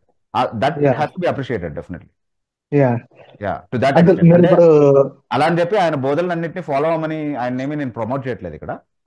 Okay okay but corporate pastors usually own up చేయనటువంటి responsibility. Did you ever hear Satish Kumar speaking for the Bible attacking the fanatics? He never does that కదా. సో యా అట్లా కంపారిటివ్ గా చూసుకుంటే ఈయన కొంత బెటర్ ఇంటెన్షన్స్ ఉన్నాయేమో. Maybe in the yeah days to come he might transform to be a blessing to the church, మనకు తెలియదు. Yeah let's hope uncle that. అలాగే వన్ లాస్ట్ థింగ్. సో ఇప్పుడు వాళ్ళ మినిస్ట్రీస్ లో వాళ్ళు పిన్ పాయింట్ గా theology point out చేయాలని మీరు చెప్పారు కదా. So what is the future of that church actually? అసలు ఎంతవరకు పాల్ అన్నట్టు ఎంతవరకు మీరు పాలు మాత్రమే తాగుతారు, బలమైన ఆహారం ఎప్పుడు తింటారు? అది మనకు తెలియదు. We should wait and watch. ఎందుకంటే జనరలైజ్ చేసి మనం ఏం చెప్పలేము. ముందు ఇలాంటివి జరిగాయి, వాళ్ళ సక్సెసర్స్ కొంతవరకు నడిపించే ప్రయత్నం చేశారు, వాళ్ళు వరల్డ్లీగా అయినప్పుడు అది అంతా పతనమైంది. డిజిఎస్ దినకరన్ గారి పరిచయం చూసాం కదా మనం, ఏమైందో. Yeah exactly. So they don't have anything now. So అట్లాంటివి అయ్యే ప్రమాదం ఉంటది. బట్ ఇవి కూడా అదే రూట్ లో వెళ్తాయని మనం చెప్పలేము, ఎందుకంటే ఇంకా అది అవ్వలేదు కదా. జనరలైజ్ యా చేయలేము. ఒకరికి జరిగిందే వీళ్ళకి కూడా జరగాలని ఎందుకు అనుకోవాలి మనం. They may okay understand biblical ways of doing things and do better in future అని మనం ఆశించాలి తప్ప. ఓకే అంటే అన్ని క్రీస్తు మహిమ కోసం సక్రమంగా జరగాలి. ఏదైనా ఎక్కడైనా తప్పులుంటే వాళ్ళు కూడా తెలుసుకొని సరైనటువంటి మార్గంలో రావాలన్న ఉద్దేశమే మనం కలిగి ఉండాలి. మనం ఖండించే సరిచేసేటటువంటి విషయాలు మాట్లాడేది కూడా ఆ ఉద్దేశంతోనే ప్రైమరీ. Yeah exactly. అట్లాంటిది ఏమైనా అయ్యి అది నిలబడి ఇంకా తర్వాత తరాలకు కూడా అది బ్లెస్సింగ్ గా ఉండగలిగితే nothing like it. In fact మనం ఐ సంతోషించాలి. Also hope so. కానీ అంకుల్ ఇప్పుడు ఆ బలమైన థియాలజీ ప్రమోట్ చేయకపోతే సంఘంలో వచ్చే నష్టాలు ఏంటో ఒక 2-3 పాయింట్స్ ఫినిష్ చేసి చెప్తారా? వాళ్ళ ఫ్యూచర్ ఎలా ఉంటుంది ఏమి చెప్పకపోతే? బలమైన థియాలజీ. అసలు బలమైన థియాలజీ, అసలు థియాలజీ బలమైనది, ఇంకా దానికి బలమైనది బలహీనమైనది ఏమి ఉండదు. థియాలజీలోనే బలం ఉంది. అంటే థియాలజీ అంటే వాక్య సారాంశం అంతే. వాక్య సారాంశాన్ని ఉన్నట్టుగా సమగ్ర వాక్య బోధ అంటే the whole council of God. How does it read in Telugu? Whole council of God అంటే దేవుని సార్వత్రిక సంఘం. No. Whole counsel of God. Brother Yashwant, can you help me with the Telugu word for it? పౌలు అంటాడు కదా, I have not shun to declare unto you the whole council of God. దేవుని సంపూర్ణ ఉద్దేశము లేదా దేవుని సంపూర్ణ ప్రణాళిక ఏదైతే ఉందో బైబిల్లో, దాన్ని సమగ్రంగా బోధించడం అనేది ఖచ్చితంగా చేయాలి. అది చేయకపోతే మనం చేసే పరిచర్య వల్ల ఏ ప్రయోజనము జరగదు, ఏ పరిచర్య అయినా సరే. ఓకే, సో అది లేకుండా nothing is going to really bless the church or bring glory to God. Okay okay ya sure. Okay uncle, thank you so much. Thank you for this good questions. Yes brothers, తర్వాత అనుష అని అడిగించి join అయినటువంటి వారు మీరు unmute చేసుకొని మీ పేరు మీరు చెప్పిన ప్రశ్న అడగచ్చు. అన్న ప్రైజ్ లోడనా, నా పేరు అనుష, నేను హైదరాబాద్ నుంచి మాట్లాడుతున్నాను. Yes sister. అన్న చాలా సందర్భాల్లో మనము చర్చ్ లో గానీ లేకుంటే తెలిసిన విశ్వాసాలు గానీ ప్రార్థన సహాయం అడుగుతాం కదా, అంటే మన కోసం ఏదైనా ఒక ప్రత్యేకమైన రిక్వెస్ట్ ఉంటే దాని గురించి ప్రార్థన చేయమని. వాళ్ళు నిజంగా ప్రార్థన చేస్తారో లేదో కూడా చాలా సార్లు మనకు తెలీదు. బట్ అది జనరలైజ్డ్ అడగాలి. ఏదన్నా సాక్ష్యం చెప్పిన తర్వాత కూడా చివరిలో నా గురించి ప్రార్థన చేయండి అని చాలా, అంటే it is for name sake అని అనిపించింది నాకు చాలా సార్లు. కానీ నాకున్న క్వశ్చన్ ఏంటంటే, మనం దేవుడిని కన్విన్స్ చేయాలన్నా, అంటే అంతమంది మన కోసం ప్రార్థన చేయమని చెప్పి దేవుడిని ఎక్కువ మంది మన కోసం ఆ రిక్వెస్ట్ చేయడం వల్ల దేవుడిని కన్విన్స్ చేయాలా that he should grant us our request? Okay, అలా అయితే that's a good question actually. Yeah, that's a good perspective actually.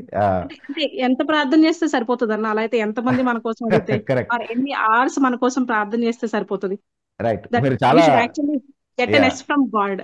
Correct questions అడుగు, అంటే ప్రేయర్ ని ఒక కరెక్ట్ పర్స్పెక్టివ్ లో పెట్టడానికి సహాయపడే ప్రశ్న అడుగుతున్నారు యాక్చువల్లీ. ఫస్ట్లీ మనం అక్నాలెడ్జ్ చేయాల్సిన ఒక విషయం ఏంటంటే, ఆర్ యూ డన్ సిస్టర్? అంటే మీరు అడిగేశారా ప్రశ్న, నేను ఆన్సర్ చేయొచ్చా?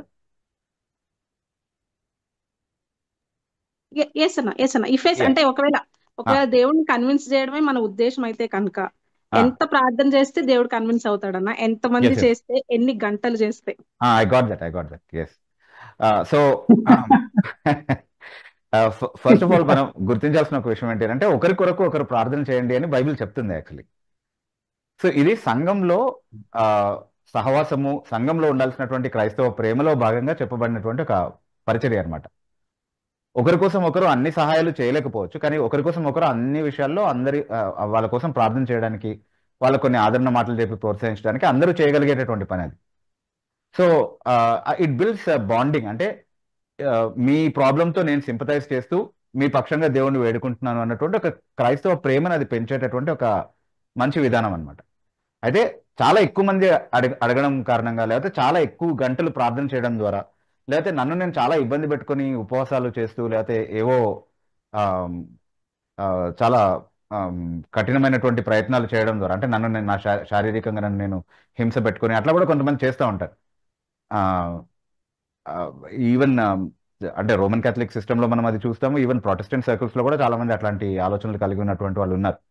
వాళ్ళని వాళ్ళు గాయపరుచుకుంటూ, లేకపోతే వాళ్ళ శరీరాలని వాళ్ళు ఇబ్బంది పెట్టుకుంటూ, భోజనాలు చేయకుండా చాలా రోజుల వరకు అలా ఉపవాసం చేస్తూ, నీళ్ళు కూడా తాగకుండా, ఇట్లాంటివన్నీ ఏదో ప్రయత్నాలు చేస్తూ ఉంటారు. అంటే నన్ను నేను ఎక్కువగా ఇబ్బంది పెట్టుకుంటే, ఎక్కువగా మోకాళ్ళ మీద ఉంటే, ఎక్కువ గంటలు ప్రార్థన చేస్తే, ఎక్కువ సార్లు నేను ఉపవాసం ఉంటే, ఎక్కువ మంది నా కోసం ప్రార్థన చేస్తాను, ఎంతో మంది ప్రార్థన చేస్తున్నారు దీనికోసం అనే సాక్ష్యాలు వింటూ ఉంటాం మనం.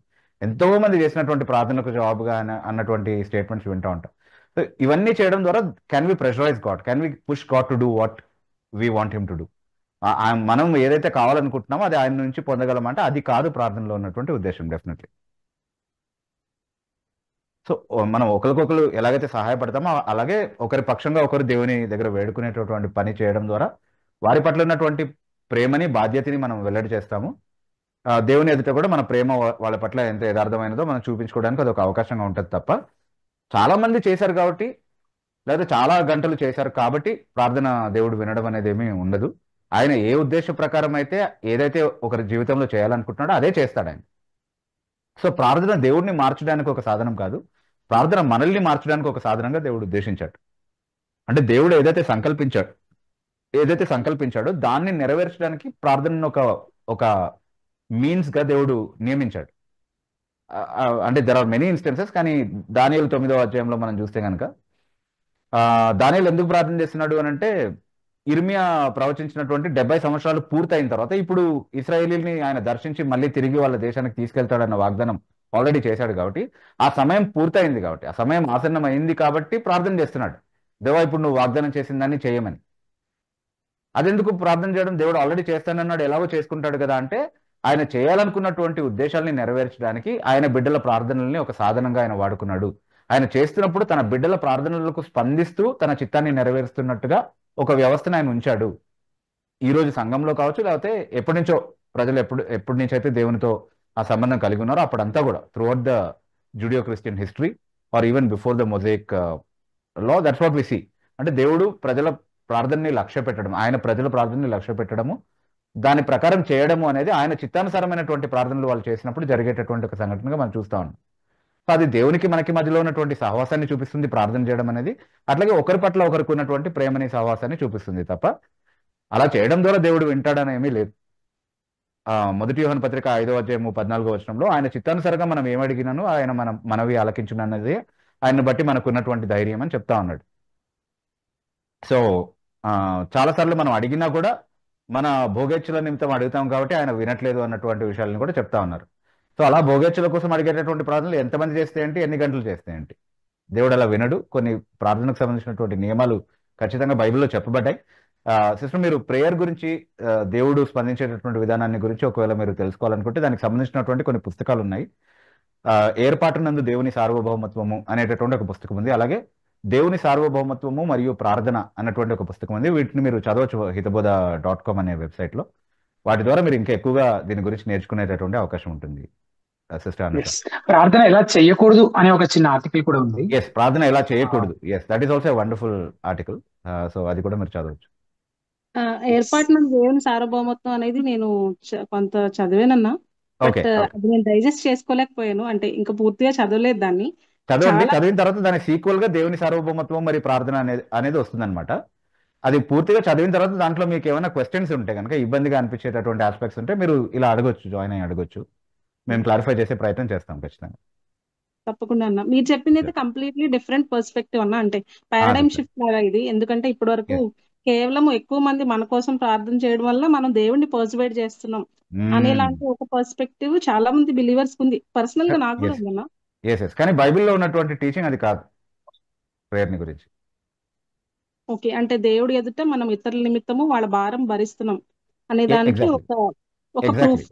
ఎగ్జాక్ట్లీ. అంటే మనం అంతా కూడా రాయల్ ప్రీస్ట్హుడ్ కదా. సో మన ప్రీస్ట్లీ ఆఫీస్ లో భాగంగా ఒకరి కొరకు ఒకరు విజ్ఞాపన చేస్తున్నటువంటి కార్యాన్ని మనం చేస్తున్నాం బేసికలీ, అంతే. ఓకే ఓకే, థాంక్యూ అన్న.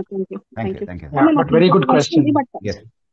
నాకు ఇంకొక క్వశ్చన్ ఉంది, బట్ అది కంప్లీట్లీ డిఫరెంట్ సబ్జెక్ట్ అన్న. సో మేబీ ఐ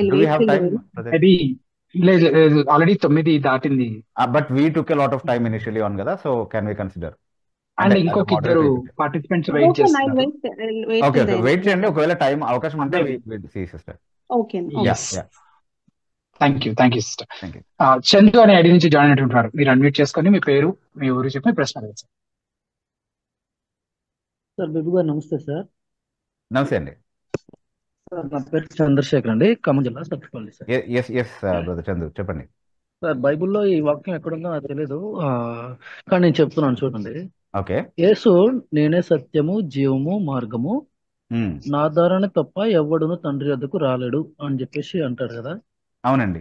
నా ద్వారానే తప్ప ఎవడు తండ్రి వద్దకు రాలేడు అన్నప్పుడు యేసు చెప్పేది నిజమే అయితే, సత్యమే అయితే, దేవుడు అంతకుముందు పంపిన ప్రవక్తల ద్వారా చెప్పిన విషయాలు, దేవుడు ఇచ్చిన ధర్మశాస్త్రము, 10 ఆజ్ఞలు, మనస్సాక్షి, ఇవన్నీ నిరర్థకమే కదా దేవుడిని చేసుకోవాలని.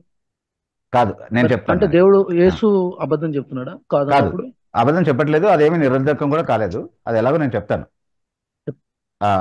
మీరు చెప్పినటువంటి వాక్య భాగం ఎక్కడుంది అని అంటే యోహాను సువార్త 14వ అధ్యాయం 6వ వచనంలో నేనే మార్గంలో సత్యమును జీవమును అయి ఉన్నాను, నా ద్వారా తప్ప ఎవరిని తండ్రి వద్దకు రాలేరు అన్నటువంటి మాట ఖచ్చితంగా యేసుప్రభు చెప్పారు. అయితే ఆ యోహాను సువార్త 5వ అధ్యాయంలో 39వ వచనంలో మీరు లేఖనములను పరిశీలిస్తున్నారు, అంటే మీరు ఇందాక చెప్పినటువంటి ప్రవక్తల మాటలు, ధర్మశాస్త్రము, ఇవన్నీ కూడా అక్కడ ఉన్నాయి కదా. ఆయన చాలా ఖచ్చితంగా ఏం చెప్తున్నారంటే యోహాను సువార్త 5వ అధ్యాయము 39వ వచనంలో ఏమంటున్నారంటే మీరు లేఖనములను పరిశీలిస్తున్నారు, అందులో నిత్య జీవం ఉందని మీరు నమ్ముతున్నారు, అవి నన్ను గురించి సాక్ష్యం ఇస్తున్నాయి అని చెప్తున్నాడు. సో అంతకు ముందు వచ్చినటువంటి ప్రవక్తలు కావచ్చు, అంతకు ముందు ఇవ్వబడినటువంటి ధర్మశాస్త్ర విధులు కావచ్చు, అవన్నీ కూడా క్రీస్తును పాయింట్అవుట్ చేయడానికే, క్రీస్తు దగ్గరికి మనల్ని నడిపించడానికే ఉద్దేశించబడినది. అపోస్తలుడైన పౌలు కూడా తర్వాత గలతీ పత్రికలో అంటున్నాడు, ధర్మశాస్త్రము క్రీస్తు దగ్గరికి మనల్ని నడిపించినటువంటి బాల శిక్షకుడు అన్నటువంటి మాట చెప్తా ఉన్నాడు. The law was given so that we will be driven to Christ by means of the law. కాబట్టి ముందున్నటువంటి ప్రవక్తల పరిచర్య కావచ్చు, ధర్మశాస్త్రం యొక్క ఉద్దేశం కావచ్చు, అవన్నీ కూడా క్రీస్తును వెల్లడి చేయడమే, క్రీస్తు దగ్గరికి మనల్ని నడిపించడమే. అందుకే చాలా డైరెక్ట్ గా అబ్రహాము కాలం నుండి కూడా యేసుక్రీస్తు ప్రభువు చెప్తున్నాడు యోహాను సువార్త 8వ అధ్యాయం 58వ వచనంలో, అబ్రహాము నా దినము చూడ మిగులు ఆనందించను, దాన్ని చూసి సంతోషించాడు అన్నటువంటి మాటలు చెప్తా ఉన్నాడు. అబ్రహాం నా దినము చూడ మిగులు ఆశించాడు, దాన్ని చూసి ఆనందించాడు అన్నటువంటి మాట చెప్తా ఉన్నాడు. అంటే అబ్రహాంకి ముందే నువ్వు ఉన్నావా అని చెప్పి రాళ్ళు తీశారనమాట వాళ్ళు కొట్టడానికి ఆయన్ని. ఎందుకంటే ఆయన గాడ్ ఇన్కార్నేట్ అన్నటువంటి విషయం వీళ్ళు అర్థం చేసుకోవడానికి సిద్ధంగా లేరు.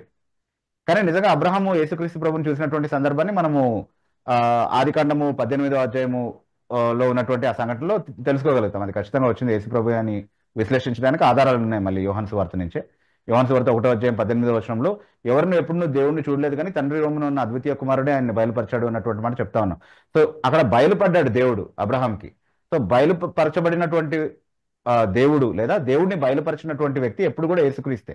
పాత నిబంధన కాలం నుండి కూడా బెత్లెహేం ఎఫ్రాతాలో పుట్టబోయేటటువంటి యేసుక్రీస్తు ప్రభు గురించి ప్రవచనం చెప్తూ పాత నిబంధనలో మీకా గ్రంథము 5వ అధ్యాయం 2వ వచనంలో పురాతన కాలం మొదలుకొని శాశ్వత కాలం ఆయన ప్రత్యక్షమగుచుండెను అన్నటువంటి మాట చెప్తా ఉన్నాడు. సో మోషే కాలంలో ఎవరినైతే ఏ దూత అయితే, ఏ యెహోవా దూత అయితే అరణ్యంలో వారిని ముందుండి నడిపించాడో ఆ యెహోవా దూతను క్రీస్తు అని 1 కొరింథీ పత్రిక 10వ అధ్యాయం 9వ వచనంలో పౌలు సంబోధిస్తా ఉన్నాడు. కాబట్టి చాలా ఖచ్చితంగా అన్ని లేఖన భాగాలు, అన్ని అందరూ ప్రవక్తలు చేసినటువంటి పరిచర్య, ధర్మశాస్త్రంలో ఉన్నటువంటి విధి విధానాలు, ఆచార సంబంధమైనటువంటివి ఏవైతే ఉన్నాయో అవన్నీ కూడా క్రీస్తుకు ఛాయగా ఉన్నాయి. క్రీస్తు దగ్గరికి నడిపించడానికి అవన్నీ ఉద్దేశించబడ్డాయి చందు గారు. కాబట్టి కాన్ఫ్లిక్ట్ లేదు దీంట్లో. సార్ ఒక్క ఫాలో అప్ క్వశ్చన్, దానికి అనుగుణమైన క్వశ్చన్ అడగండి. చిన్న క్వశ్చన్. ఇక్కడ కాంప్లికేటెడ్ విషయం ఏంటంటే యేసు వచ్చిన 2002 ఇప్పుడు ఆ ధర్మశాస్త్రము అంత ముందు తర్వాత కదా యేసు వచ్చింది, శరీరధారిగా వచ్చింది అప్పుడే. ఓకే. అయితే ఇప్పుడు అతను చెప్పేదాన్ని ఎలా తీసుకోవాలి మనం? శరీరధారిగానా అంటే నన్ను ఇప్పటి నుంచి నమ్మిన వాళ్ళు అన్నట్టు చెప్పాలా? నాకు ముందు నమ్మిన వాళ్ళు కూడా అట్లా, అది ఎట్లా? ముందు నమ్మిన వాళ్ళు కూడా, అందుకే అబ్రహాం ప్రస్తావన. నేను అందుకే ఆ క్వశ్చన్ వస్తుందని నాకు తెలుసు కాబట్టి ఒక్క అబ్రహామే కాదు మ్యాటర్, ఒక్క అబ్రహాం విషయం ఒక్కడే లేడు కదా చరిత్రలో. లేదు అంటే చాలా ఖచ్చితంగా చాలా మంది ఎగ్జాంపుల్స్ ఉన్నాయి. మీరు ఓల్డ్ టెస్ట్మెంట్ ని విశ్లేషించి హెబ్రీ పత్రికలో కావచ్చు, లేకపోతే ఇంకా ఇతర వాక్య భాగాల్లో కావచ్చు, కొత్త నిబంధన దాన్ని ఎలా చూసింది అన్నటువంటి విశ్లేషణ చేసే అవకాశం ఉంది. It's a big subject by itself. యాక్చువల్గా నేను ఓన్లీ అంటే మనకున్న సమయ పరిమితిలో ఒక ఎగ్జాంపుల్ తీసుకొని మీకు చెప్పాను అంతే. But that is the rule that applies to every one who believed in all the revolution that was given about Jesus from the old testament types. And దేవుడు కనిపించాడు అని ఓల్డ్ టెస్ట్మెంట్ లో చెప్పినటువంటి ప్రతి సందర్భంలోనూ ప్రత్యక్షమైంది యేసుక్రీస్తు ప్రభువే. కాబట్టి ఆయన 2000 సంవత్సరాల నుంచి ఆయన ఉనికి ఉంది అనేది కాదు దాని అర్థం. ఆయన గాడ్ ఇన్కార్నేట్ గా 2000 సంవత్సరాల ముందు మాత్రమే వచ్చాడు అనేది దాని అర్థం. Thank you brother. Thank you Chandra గారు. తర్వాత డానియల్ విల్సన్ అనే ఐడి నుంచి జాయిన్ అవుతుంటారు. మీరు అన్మ్యూట్ చేసుకుని మీ పేరు మీరు చెప్పి ప్రశ్న అడగచ్చు. వందనాలు బ్రదర్. నా పేరు డానియల్ విల్సన్, నేను బెంగళూరు నుండి మాట్లాడుతున్నాను brother. Okay. Once again happy to be with you brother. Thank you for joining again brother. నా ప్రశ్న ఏంటంటే బ్రదర్, పరిశుద్ధ గ్రంథం ప్రకారము ఈనాటి 21st సెంచరీకి సంబంధించిన ఒక యవనస్తుడు సాతానుని ఏ విధంగా తీసుకోవాలి బ్రదర్? అంటే ఒక ఫాలన్ స్పిరిట్ గానా, లేదంటే ఒకప్పుడు దేవుని దూతల పరివారంలో ఉన్నవాడు గానా, లేదంటే అండ్ మన పరిశుద్ధ గ్రంథంలో బోల్డ్ అనే నిర్వచనాలు ఇచ్చినారు సాతాను గురించి. అబద్ధాలకు జనకుడు అని ఈ విధంగా బోల్డ్ అని డిస్క్రిప్షన్స్ ఇచ్చినారు. సో ఈ జనరేషన్ లో తను ఎలా వర్క్ చేస్తాడు సాతాను? అంటే ఒక బ్లాక్ డ్రెస్ వేసుకొని, లేదంటే ఒక ఈవిల్ ఫిగర్ లాగా మనుషుల్లో దూరి మనుషుల్ని గందరగోళం చేస్తూ ఆ విధంగా ఏమైనా ఉంటుందా? So how does A normal youngster should take him brother? That is my question. కొంతమంది బ్లాక్ డ్రెస్ అంటున్నారు, కొంతమంది తెల్ల చీర అంటున్నారు, కొంతమంది ఏమో వెంట్రుకలు విరబూసుకొని అని అంటున్నారు, ఏదో చెప్తున్నారు. ఓకే. కొంతమంది ఏమో చచ్చిపోయినటువంటి ఆత్మలే అని కూడా చెప్తున్నారు. సాధు సుందర్ సింగ్ లాంటి గొప్ప గొప్ప మనుషులు, చచ్చిపోయిన వాళ్ళ ఆత్మలు కూడా దయ్యాలు అవుతాయంట వాళ్ళు చెప్తున్నారు. మరి వాళ్ళు చెప్తే మనం వినాలి. ఓకే. కానీ బైబిల్ అట్లా ఏం చెప్పట్లేదు. సాతాను అంటే విరోధి అని అర్థము. దేవునికి వ్యతిరేకంగా తిరుగుబాటు చేసినటువంటి పతనమైనటువంటి దూతలు ఏవైతే ఉన్నాయో, లూసిఫర్తో పాటుగా అతని సైన్య సమూహం ఏదైతే దేవునికి వ్యతిరేకంగా తిరుగుబాటు చేస్తుందో వాళ్ళనే సాతాను, దయ్యాలు అన్నట్టుగా బైబిల్ చెప్తా ఉంది అనేది మనకి బిబ్లికల్ అండర్స్టాండింగ్ లో ఉన్నటువంటి, అంటే ఇప్పుడు వరకు మనకు తెలిసినటువంటి డిమనాలజీలో ఉన్నటువంటి పర్స్పెక్టివ్. సో వాటి ఉద్దేశం ఏంటి అని అంటే దేవుని మార్గం నుండి మనల్ని తొలగించడం, నైతికంగా, ఆత్మీయంగా. అందుకే మీరు సర్వాంగ కవచాన్ని ధరించుకోండి అని చెప్పినప్పుడు మీరు ప్రార్థన చేసిన నూనె డోర్ పోస్ట్స్ కి రాసుకోండి, ఏసు రక్తమే జయం, ఏసు రక్తమే జయం అనుకుంటూ తిరగండి ఎప్పుడు కూడా, అప్పుడు సాతాను వెళ్ళిపోతాడని చెప్పలేదు. ఎందుకంటే వాడేమి వచ్చి మనల్ని అలాం చేయడానికి, రాత్రి పడుకుంటున్నప్పుడు వచ్చి ఏదో డిస్టర్బ్ చేయడానికి, కెతకెతలు పెట్టడానికి, ఇంకా ఏదో బెదిరించడానికి, ఇట్లాంటి పనులు ఏం చేయడు వాడు. దానికోసం కాదు వాడు వచ్చేది బేసికలీ. అంటే వాడు మనల్ని అలర్ట్ చేయడం ద్వారా మనల్ని ఎందుకు ఇంకా దేవుని పైన ఆధారపడేలా చేయాలనుకుంటాడు? చాలా సటిల్ గా చేస్తాడు. అంటే వాడు వెలుగుదూత వేషం ధరించుకొని వస్తాడు అని అంటే దాని అర్థం ఏంటి అని అంటే వాడి ఐడెంటిటీని ఎప్పుడు కూడా తెలియనివ్వడు. అంటే ఇది సాతాను చేసేటటువంటి కార్యం అని తెలియనివ్వకుండా మోసగించేటటువంటి పని వాడు చేస్తాడు. ఓకే, తెలిసి అంటే ఒక పక్షి చూస్తూ ఉంటేనే దాని ముందు వల వేయడం ద్వారా వచ్చిన ప్రయోజనం ఏంటి అని అంటున్నాడు సామెతల గ్రంథంలో. In vain is a net spread before in the sight of a bird కదా. అది ఇరుక్కుపోతానని తెలిసి ఎందుకు వచ్చి ఇరుకుతుంది దాంట్లో. కాబట్టి వాడు వేసేటటువంటి ఉచ్చులు, వాడు వేసేటటువంటి ఎత్తులు అన్ని కూడా మనం తెలియకుండా చేస్తాడనమాట. వాడు కుతంత్రాలు, వాడి తంత్రాలను మనం ఎరుగని వారం కాదు అని అంటున్నాడు. అందుకే సో వాడేమి అంటే మనల్ని ఊరికినే భయపెట్టడానికి వచ్చేటటువంటి ఒక హారర్ మూవీ క్యారెక్టర్ కాదు. వాడు నైతికంగా మన పతనాన్ని కోరుకుంటున్నాడు. దేవుణ్ణి మనము అపార్థం చేసుకోండి. ఇప్పుడు ఈ రోజు ఎలా కార్యం చేస్తాడు అంటే, మీరు మతోన్మాదులు చేసేటటువంటి వీడియోలు చూడండి, బైబిల్ని ఉద్దేశపూర్వకంగా బైబిల్లో కాంటెక్స్ట్ లో చదివితే ఎవరికైనా అర్థమైపోయేటటువంటి విషయాలను కూడా తీసుకుని ఎప్పుడైతే తప్పుడు చిత్రీకరణలు చేసి ఆ తప్పుడు చిత్రీకరణని ఎవరు ఐడెంటిఫై చేయకుండా ఉండడానికి వెంటనే దూషణ పదాలు, బూతు మాటలు మాట్లాడి బైబిల్ని వాళ్ళు ఎప్పుడైతే తిడుతూ, యేసుక్రీస్తు ప్రభుని తిడుతూ, మరియమ్మని తిడుతూ ఎప్పుడైతే మాట్లాడతారో అప్పుడు మీరు చూడొచ్చు వాళ్ళలో సాతాను వాళ్ళని వాడుకుంటున్నాడు. అంటే ఇట్లాంటి మోసం ఏదైతే జరుగుతూ ఉంటుందో డైరెక్ట్ గా వేర్ గాడ్స్ అంటే వాళ్ళు ఎందుకు అట్లా చేయగలుగుతున్నారు, ఎందుకు అంతగా వాళ్ళు ఆ ద్వేషాన్ని వెళ్ళగక్కుతున్నారు బైబిల్కి వ్యతిరేకంగా అంటే సాతాను అంతగా మోసగించాడు వాళ్ళు. ఈ లోక దేవత వారి మనోనేత్రాలకు గుడ్డితనం కలగజేసింది అన్నటువంటి మాట ఏదైతే ఉందో అది వాళ్ళకి కరెక్ట్ గా వర్తిస్తుంది. ఈరోజు అబద్ధ ప్రవక్తలు మన మధ్యలోనే తిరుగుతున్నటువంటి అబద్ధ ప్రవక్తలు, దేవుడు నాకు చెప్పాడు, గాడ్ టోల్డ్ మీ అని, ఇది ప్రాఫెసీ అని చెప్పేటటువంటి కొంతమంది మహానుభావులు ఉన్నారు కదా, అట్లాంటి వాళ్ళ రూపంలో వస్తుంది అనమాట సాతాను. We have to be careful with that.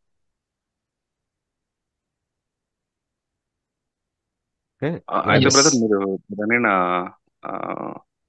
వెలుగుదూత వేషం వేసుకుని వస్తాడు అనేటువంటి మీరు ప్రస్తావన చేశారు కాబట్టి నేను ఒక చిన్న ఇంకో క్వశ్చన్ అనుకోవచ్చు, కైండ్ ఆఫ్. అంటే do we have time for it, brother? Yeah, చెప్పండి. ఇప్పుడు వాట్ ఇఫ్ ఇటువంటి సిచ్యువేషన్ ఒక ఇంట్లో ఒక రక్త సంబంధితో ఫేస్ చేస్తుంటే how do we have to deal with it brother? అంటే that may be how to deal with it అంటే మీరు ఇంకొంచెం డీటెయిల్స్ దాని గురించి ఇస్తే తప్ప how to deal with it అనే ఆస్పెక్ట్ లోకి వెళ్ళలేము మనం actually. Okay okay okay but definitely biblical principles ఉంటాయి ప్రతి సిచ్యువేషన్ కి, దాన్ని అర్థం చేసుకుని చేయాల్సి ఉంటుంది brother. Okay okay brother, that's it brother. Thank you brother. Thank you brother for the good question. Thank you brother. తర్వాత ఏరన్ అనే ఐడి నుంచి అడిగినటువంటి రెండో ప్రశ్న విభు గారు. Hyper Calvinism is the extreme but logical conclusion of strict Calvinism. If you take Calvinism to its furthest extreme, you end up with hyper Calvinism. Why? Because the core ideas of Calvinism, total depravity, unconditional election, irresistible grace, naturally lead to the conclusions of hyper Calvinism when taken to their limits. If salvation is irresistible, does that mean God is forcing people into heaven? If humans have no choice, does love and faith even have meaning? See, first of all, hyper Calvinism అంటే ఏంటి అనేది మీ definition లో ఉన్న hyper Calvinism అంటే ఏంటో మీరు చెప్తే దాన్ని బట్టి అది మీరు ఏం చెప్తున్నారు అనేది మనం ఒక పర్స్పెక్టివ్ లో పెట్టి ఎక్స్ప్లెయిన్ చేయడానికి అవకాశం ఉంటుంది. లాజిక్ పట్టుకొని ఏ ఎక్స్ట్రీమ్ కి లాగుతున్నారు దేన్ని అనేది తెలుస్తుంది. ఎందుకంటే ఇప్పుడు హైపర్ కాల్వినిజం అంటే జనరల్లీ ఉన్న ఐడియా ఏంటి అంటే దేవుడే పాపానికి కర్త అని కొంతమంది బోధిస్తారు అని. మేమేం అడుగుతామంటే నీ లాజిక్, నీ ఫిలాసఫీ, నీ కన్క్లూజన్ ఇవన్నీ మాకు వద్దు, బైబిల్ నుంచి వచనం చూపించు, ఎలా ఇన్ఫర్ చేస్తావు ఆ ఐడియాని అని అంటాం. నేను క్యాల్వినిస్ట్ని, నేను హై క్యాల్వినిస్ట్ని, కానీ ఎప్పుడు హైపర్ క్యాల్వినిస్ట్ని అవ్వను, ఎందుకంటే దేవుడు పాపానికి కర్త అని నేను ఎప్పుడు నమ్మను.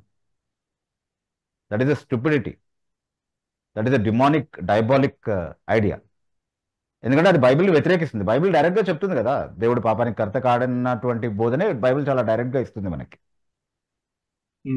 కాబట్టి అట్లాంటి డయాబాలిక్ టీచింగ్ ఏదైతే ఉందో, అంటే బైబిల్లో ఉన్నటువంటి మొరాలిటీ అంతా కూడా దేవుని క్యారెక్టర్ని రిఫ్లెక్ట్ చేస్తుంది. సో బేసికలీ కాల్వినిజం అనేటటువంటి ఒక లేబుల్ని ఒక సిస్టమ్ ఆఫ్ థియాలజీ ఫాలో అవుతున్నందుకు తగిలిస్తున్నారు.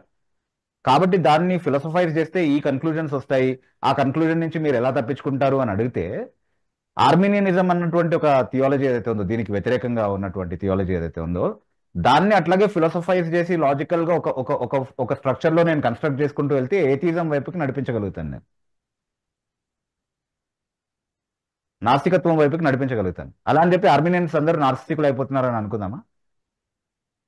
అట్లా కాదు కదా. అంటే బైబిల్లో ఉన్న దాన్ని అర్థం చేసుకుని సరిగ్గా ఇంటర్ప్రిట్ చేసి దాన్ని సిస్టమటైజ్ చేసి, అంటే ఇతర వాక్య భాగాలతో దాన్ని సమన్వయపరుస్తూ అర్థం చేసుకుంటూ బిబ్లికల్ ప్రిన్సిపల్స్తో ఏదైతే ఏ ఎక్స్టెంట్ వరకు అయితే వెళ్ళగలుగుతామో అంతవరకే వెళ్దాం అన్నటువంటి ఆలోచన ఉన్న వాళ్ళు ఈవెన్చువల్లీ ఆర్మీనియన్స్ కూడా క్యాల్వినిస్ట్ రౌటే తీసుకుంటారు. Okay, so but hyper Calvinist రౌట్లోకి ఎవరు వెళ్ళరు ఒకవేళ బిబ్లికల్గా కరెక్ట్గా ఉండాలనుకుంటే. అంటే you want be more consistent with your logic and your philosophy, you may want go any route you want go. ఆర్మీనియనిజంని పట్టుకొని ఏథిజం వైపుకి వెళ్ళొచ్చు, క్యాల్వినిజంని పట్టుకొని హైపర్ క్యాల్వినిజం వైపుకి వెళ్ళొచ్చు. కానీ నేను బైబిల్ పరిధిలోనే ఉంటాను, బైబిల్ ఎంతవరకు చెప్తే అంతే నమ్ముతాను, దానికి మించి ఎవరు చెప్పినా నేను తీసుకోను అన్నటువంటి, if you're on your guard on that point, there is no such danger.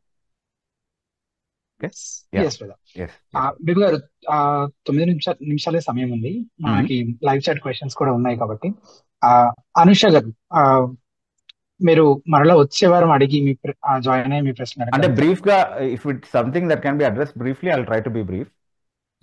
ప్రశ్న చెప్పండి, ప్రశ్న చెప్పండి, దాన్ని బట్టి.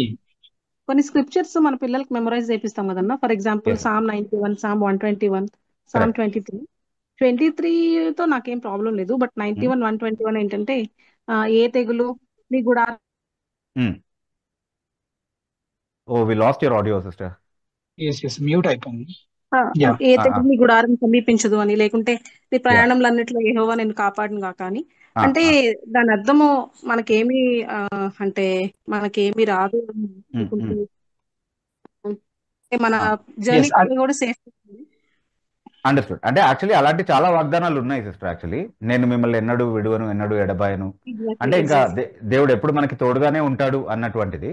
అంటే ప్రతికూల పరిస్థితులు రావని కాదు, కానీ అవి తెగులు అని దేన్ని అంటాం లిటరరీ, అంటే something that can actually ultimately destroy you, అది నిజంగా తెగులు.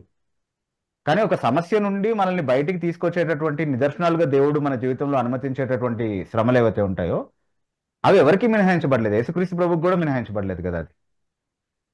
సో కాబట్టి ఈ వర్సెస్ అన్ని కాంటెక్స్ట్, స్పిరిచువల్ కాంటెక్స్ట్ లోనే తీసుకోవాలన్నా. ఎగ్జాక్ట్లీ స్పిరిచువల్ కాంటెక్స్ట్ లోనే తీసుకోవాలి. ఎందుకంటే all things work together for good to them that love God, which is a spiritual promise actually. అంటే అల్టిమేట్లీ మన శాంక్టిఫికేషన్ కోసం ఉపయోగపడే విధంగా దేవుడు వాటన్నిటిని కూడా వాడతాడు. కాబట్టి అవి రావని కాదు, వచ్చినా అవి తెగులు అని చెప్పడానికి ఉండదు. ఎందుకంటే eventually we will see the good hand of God bringing good out of it. Thank you so much Anusha గారు. తర్వాత శ్రీనివాసరావు గారు లాస్ట్ వీక్ ఇదే క్వశ్చన్ అడిగారట, దానికి మీరు ఆన్సర్ చేయలేదు అని అంటున్నారు. కానీ నాకు గుర్తున్నంత వరకు మనం తీసుకున్న ఫస్ట్ లైవ్ చాట్ క్వశ్చన్ అదే పోయినసారి. క్వశ్చన్ ఒకసారి చదువు. పెదవుల ఆరాధన చేయకపోతే పరలోకం వెళ్ళినప్పుడు దేవుడు పరలోకంలోకి అనుమతించడని, తన ఇంటిని పూర్తి వాస్తుతో కట్టిన ఒక సహవాసం సంఘ పెద్ద బోధ ఇది. అది చెప్పాం కదా, అందుకని శ్రీనివాసరావు గారు మళ్ళీ ఒకసారి ఎపిసోడ్ లో మీరు చూస్తే మీకు అక్కడ దొరుకుతుంది ఆన్సర్, అందుకని నేను స్కిప్ చేస్తున్నాము. శ్రీనివాస్ అనే ఐడి నుంచి అడిగినటువంటి ప్రశ్న, క్షమించండి, రాబర్ట్ అనే ఐడి నుంచి అడిగినటువంటి ప్రశ్న. సార్, ఒకసారి క్రైస్తు యేసుక్రీస్తు వారు నేను కాదు నీతిమంతుడను, దేవుడు మాత్రమే నీతిమంతుడని అన్నారు. చాలా మంది ఈ వచనాన్ని చూపించి యేసుక్రీస్తు దేవుడు కాదు అని ప్రూవ్ చేయడానికి ట్రై చేస్తున్నారు. అది మార్క్స్ వార్త 10వ అధ్యాయం 17 నుంచి ఉన్నటువంటి వాక్య భాగము, లేకపోతే అదే మత్తయి సువార్త 19వ అధ్యాయములో కూడా ఉందన్నమాట అదే ఇన్స్టెన్స్.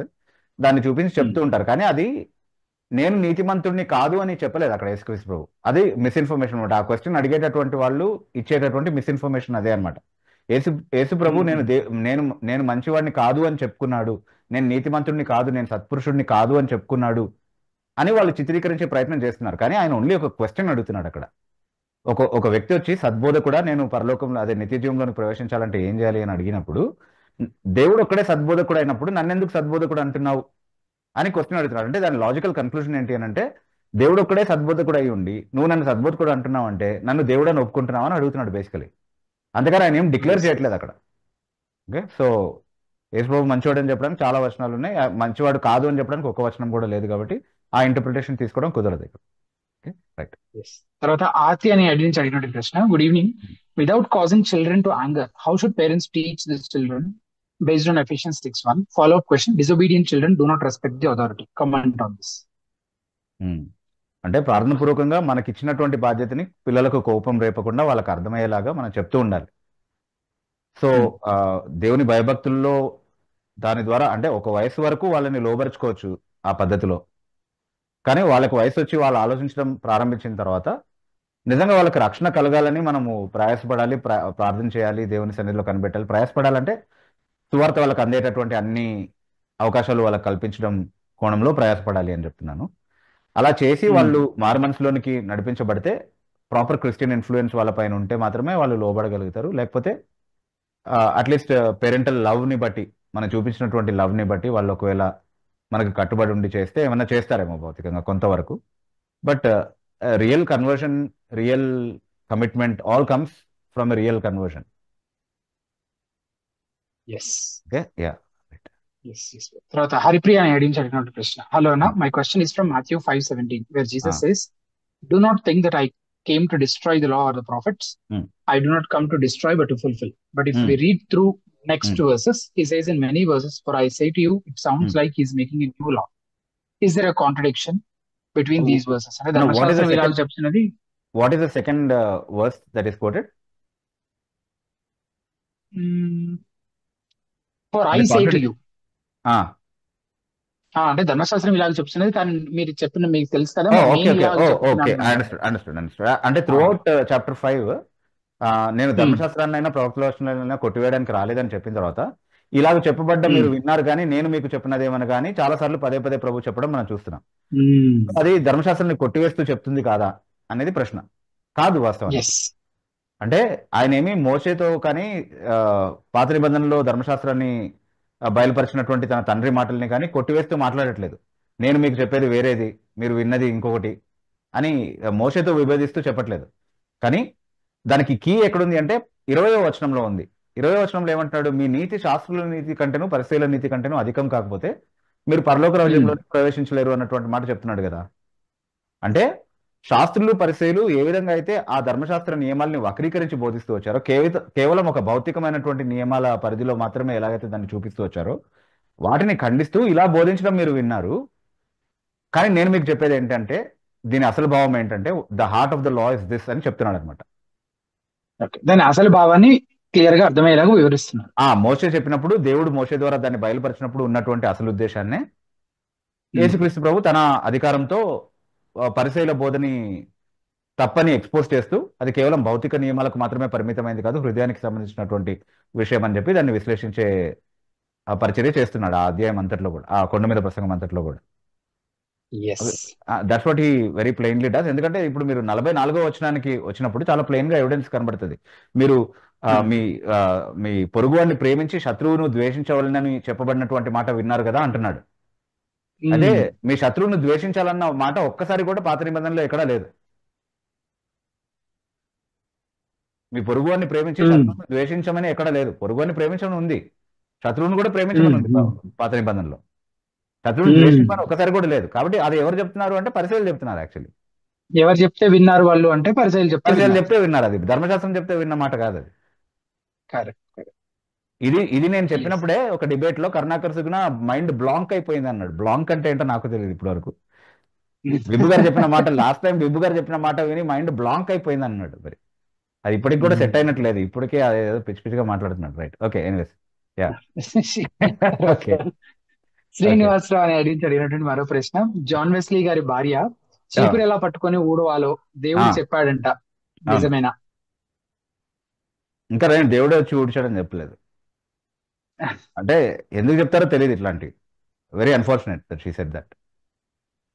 అంటే కొంతవరకు అంటే రెస్పెక్టబుల్ గా మాట్లాడుతూ ఉన్నట్టుగా కనబడ్డారు ఆవిడ. దో థియోలాజికలీ మేము థియాలజీ ఏం లేదు బోధలో, ఏదో అంటే what ever she was trying to say కొంచెం రెస్పెక్ట్ఫుల్ గా డిగ్నిఫైడ్ గా చెప్పేటట్టుగా చేస్తున్నారు అన్నట్టుగా అనిపించేది కొంతవరకు. కానీ పరువంతా తీసి పెట్టారు. ఏ ట్రోల్ వీడియో చూసినా అందులో అదే కనబడతా ఉంది. Very unfortunate that she said that. ఇంతతోటి ఈ రోజు ఈ కార్యక్రమాన్ని ముగించుకున్నాం. సమయం 8:30 అయింది కనుక కొన్ని క్లుప్తమైన ప్రకటనలు దయచేసి గమనించండి. ముఖ్యమైన ప్రకటన ఏంటంటే ఇటువంటి ఒక ప్రశ్నోత్తరాల లైవ్ కార్యక్రమాన్ని మేము ఇంగ్లీష్ లో కూడా ద బెరియన్ ఆర్ అనే పేరుతోటి బైబిల్ స్పోక్స్మెన్ అనే మా యూట్యూబ్ ఛానల్ ద్వారా ప్రతి శనివారం సాయంత్రం 8 నుంచి 9 గంటల వరకు లైవ్ ప్రసారం ఇస్తున్నాము. సో ఇంగ్లీష్ లో ప్రశ్న అడగడము, ఇంగ్లీష్ లో జవాబులు విని అర్థం చేసుకోగలగడానికి కంఫర్టబుల్ గా ఎవరైతే ఉన్నారో వారందరూ కూడా ప్రతి శనివారం జరిగే ఆ లైవ్ Q&A ప్రోగ్రామ్ లో మీరు పాల్గొనాలని రిక్వెస్ట్ చేస్తున్నాం. అది మా ఈ హితబోధ అనే యూట్యూబ్ ఛానల్ ద్వారా కాకుండా బైబిల్ స్పోక్స్మెన్ అనే మా యూట్యూబ్ ఛానల్ ద్వారా లైవ్ ప్రసారం జరుగుతుంది కనుక దయచేసి మీరు ఒకవేళ ఇంగ్లీష్ తోటి కంఫర్టబుల్ అయితే మీరు పాల్గొనవచ్చు. అలాగే ఇంగ్లీష్ లో ఎవరైతే ఫ్రీగా కన్వర్జేషన్ చేయగలరో వాళ్ళకి ఈ విషయాన్ని షేర్ చేయాలని రిక్వెస్ట్ చేస్తున్నాం. అండ్ ప్రతి వారాన్ని జ్ఞాపకం చేసే విధంగా హితబోధ కేవలం ఈ ప్రశ్నోత్తరాల లైవ్ కార్యక్రమాన్ని మాత్రమే కాకుండా ఇంకా అనేక వనరుల్ని తెలుగులో ఉచితంగా అందుబాటులోకి తీసుకురావడం కృషి చేస్తుంది. అంటే బైబిల్ వ్యాఖ్యానాలు కావచ్చు, TSకి క్రాస్ రెఫరెన్సెస్ తోటి కూడినటువంటి బైబిల్ కావచ్చు, ఇంకా అనేక పుస్తకాలు, వ్యాసాలు, ఆడియో పుస్తకాలు, ఆడియో వీడియో ప్రసంగాలు, ఇలా అనేక సండే స్కూల్ పాఠాలు, ఇలా అనేక రీసోర్సెస్ తెలుగులో ఉచితంగా అందుబాటులోకి తీసుకురావడం కొరకు కృషి చేస్తుంది. ఆ రీసోర్సెస్ 3 మాధ్యమాల ద్వారా మీకు అందుబాటులో ఉంచడం జరుగుతుంది. ఒకటి హితబోధ వెబ్సైట్ ద్వారా, మీరు గూగుల్లో హితబోధ అని టైప్ చేస్తే హితబోధ వెబ్సైట్ కనిపిస్తుంది. దాన్ని ఒకసారైనా విజిట్ చేయాలని రిక్వెస్ట్ చేస్తున్నాం. అండ్ అందులో ఉన్న రీసోర్సెస్ దాదాపుగా యాప్ రూపంలో అందుబాటులో ఉన్నాయి.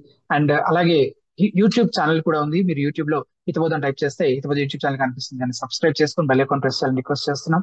ఈ రీసోర్సెస్ ద్వారా మీరు వ్యక్తిగతంగా ప్రయోజనం పొందడంతో పాటు మీకు తెలిసిన వారికి కూడా వీటి గురించి తెలియజేయడం ద్వారా, ఈ క్రైస్తవ స్పందన కార్యక్రమం కూడా మీకు తెలిసిన వారందరికీ పరిచయం చేయడం ద్వారా ఈ పరిచర్యకు మీ వంతు సహకారం మీరు అందించిన వారు అవుతారు.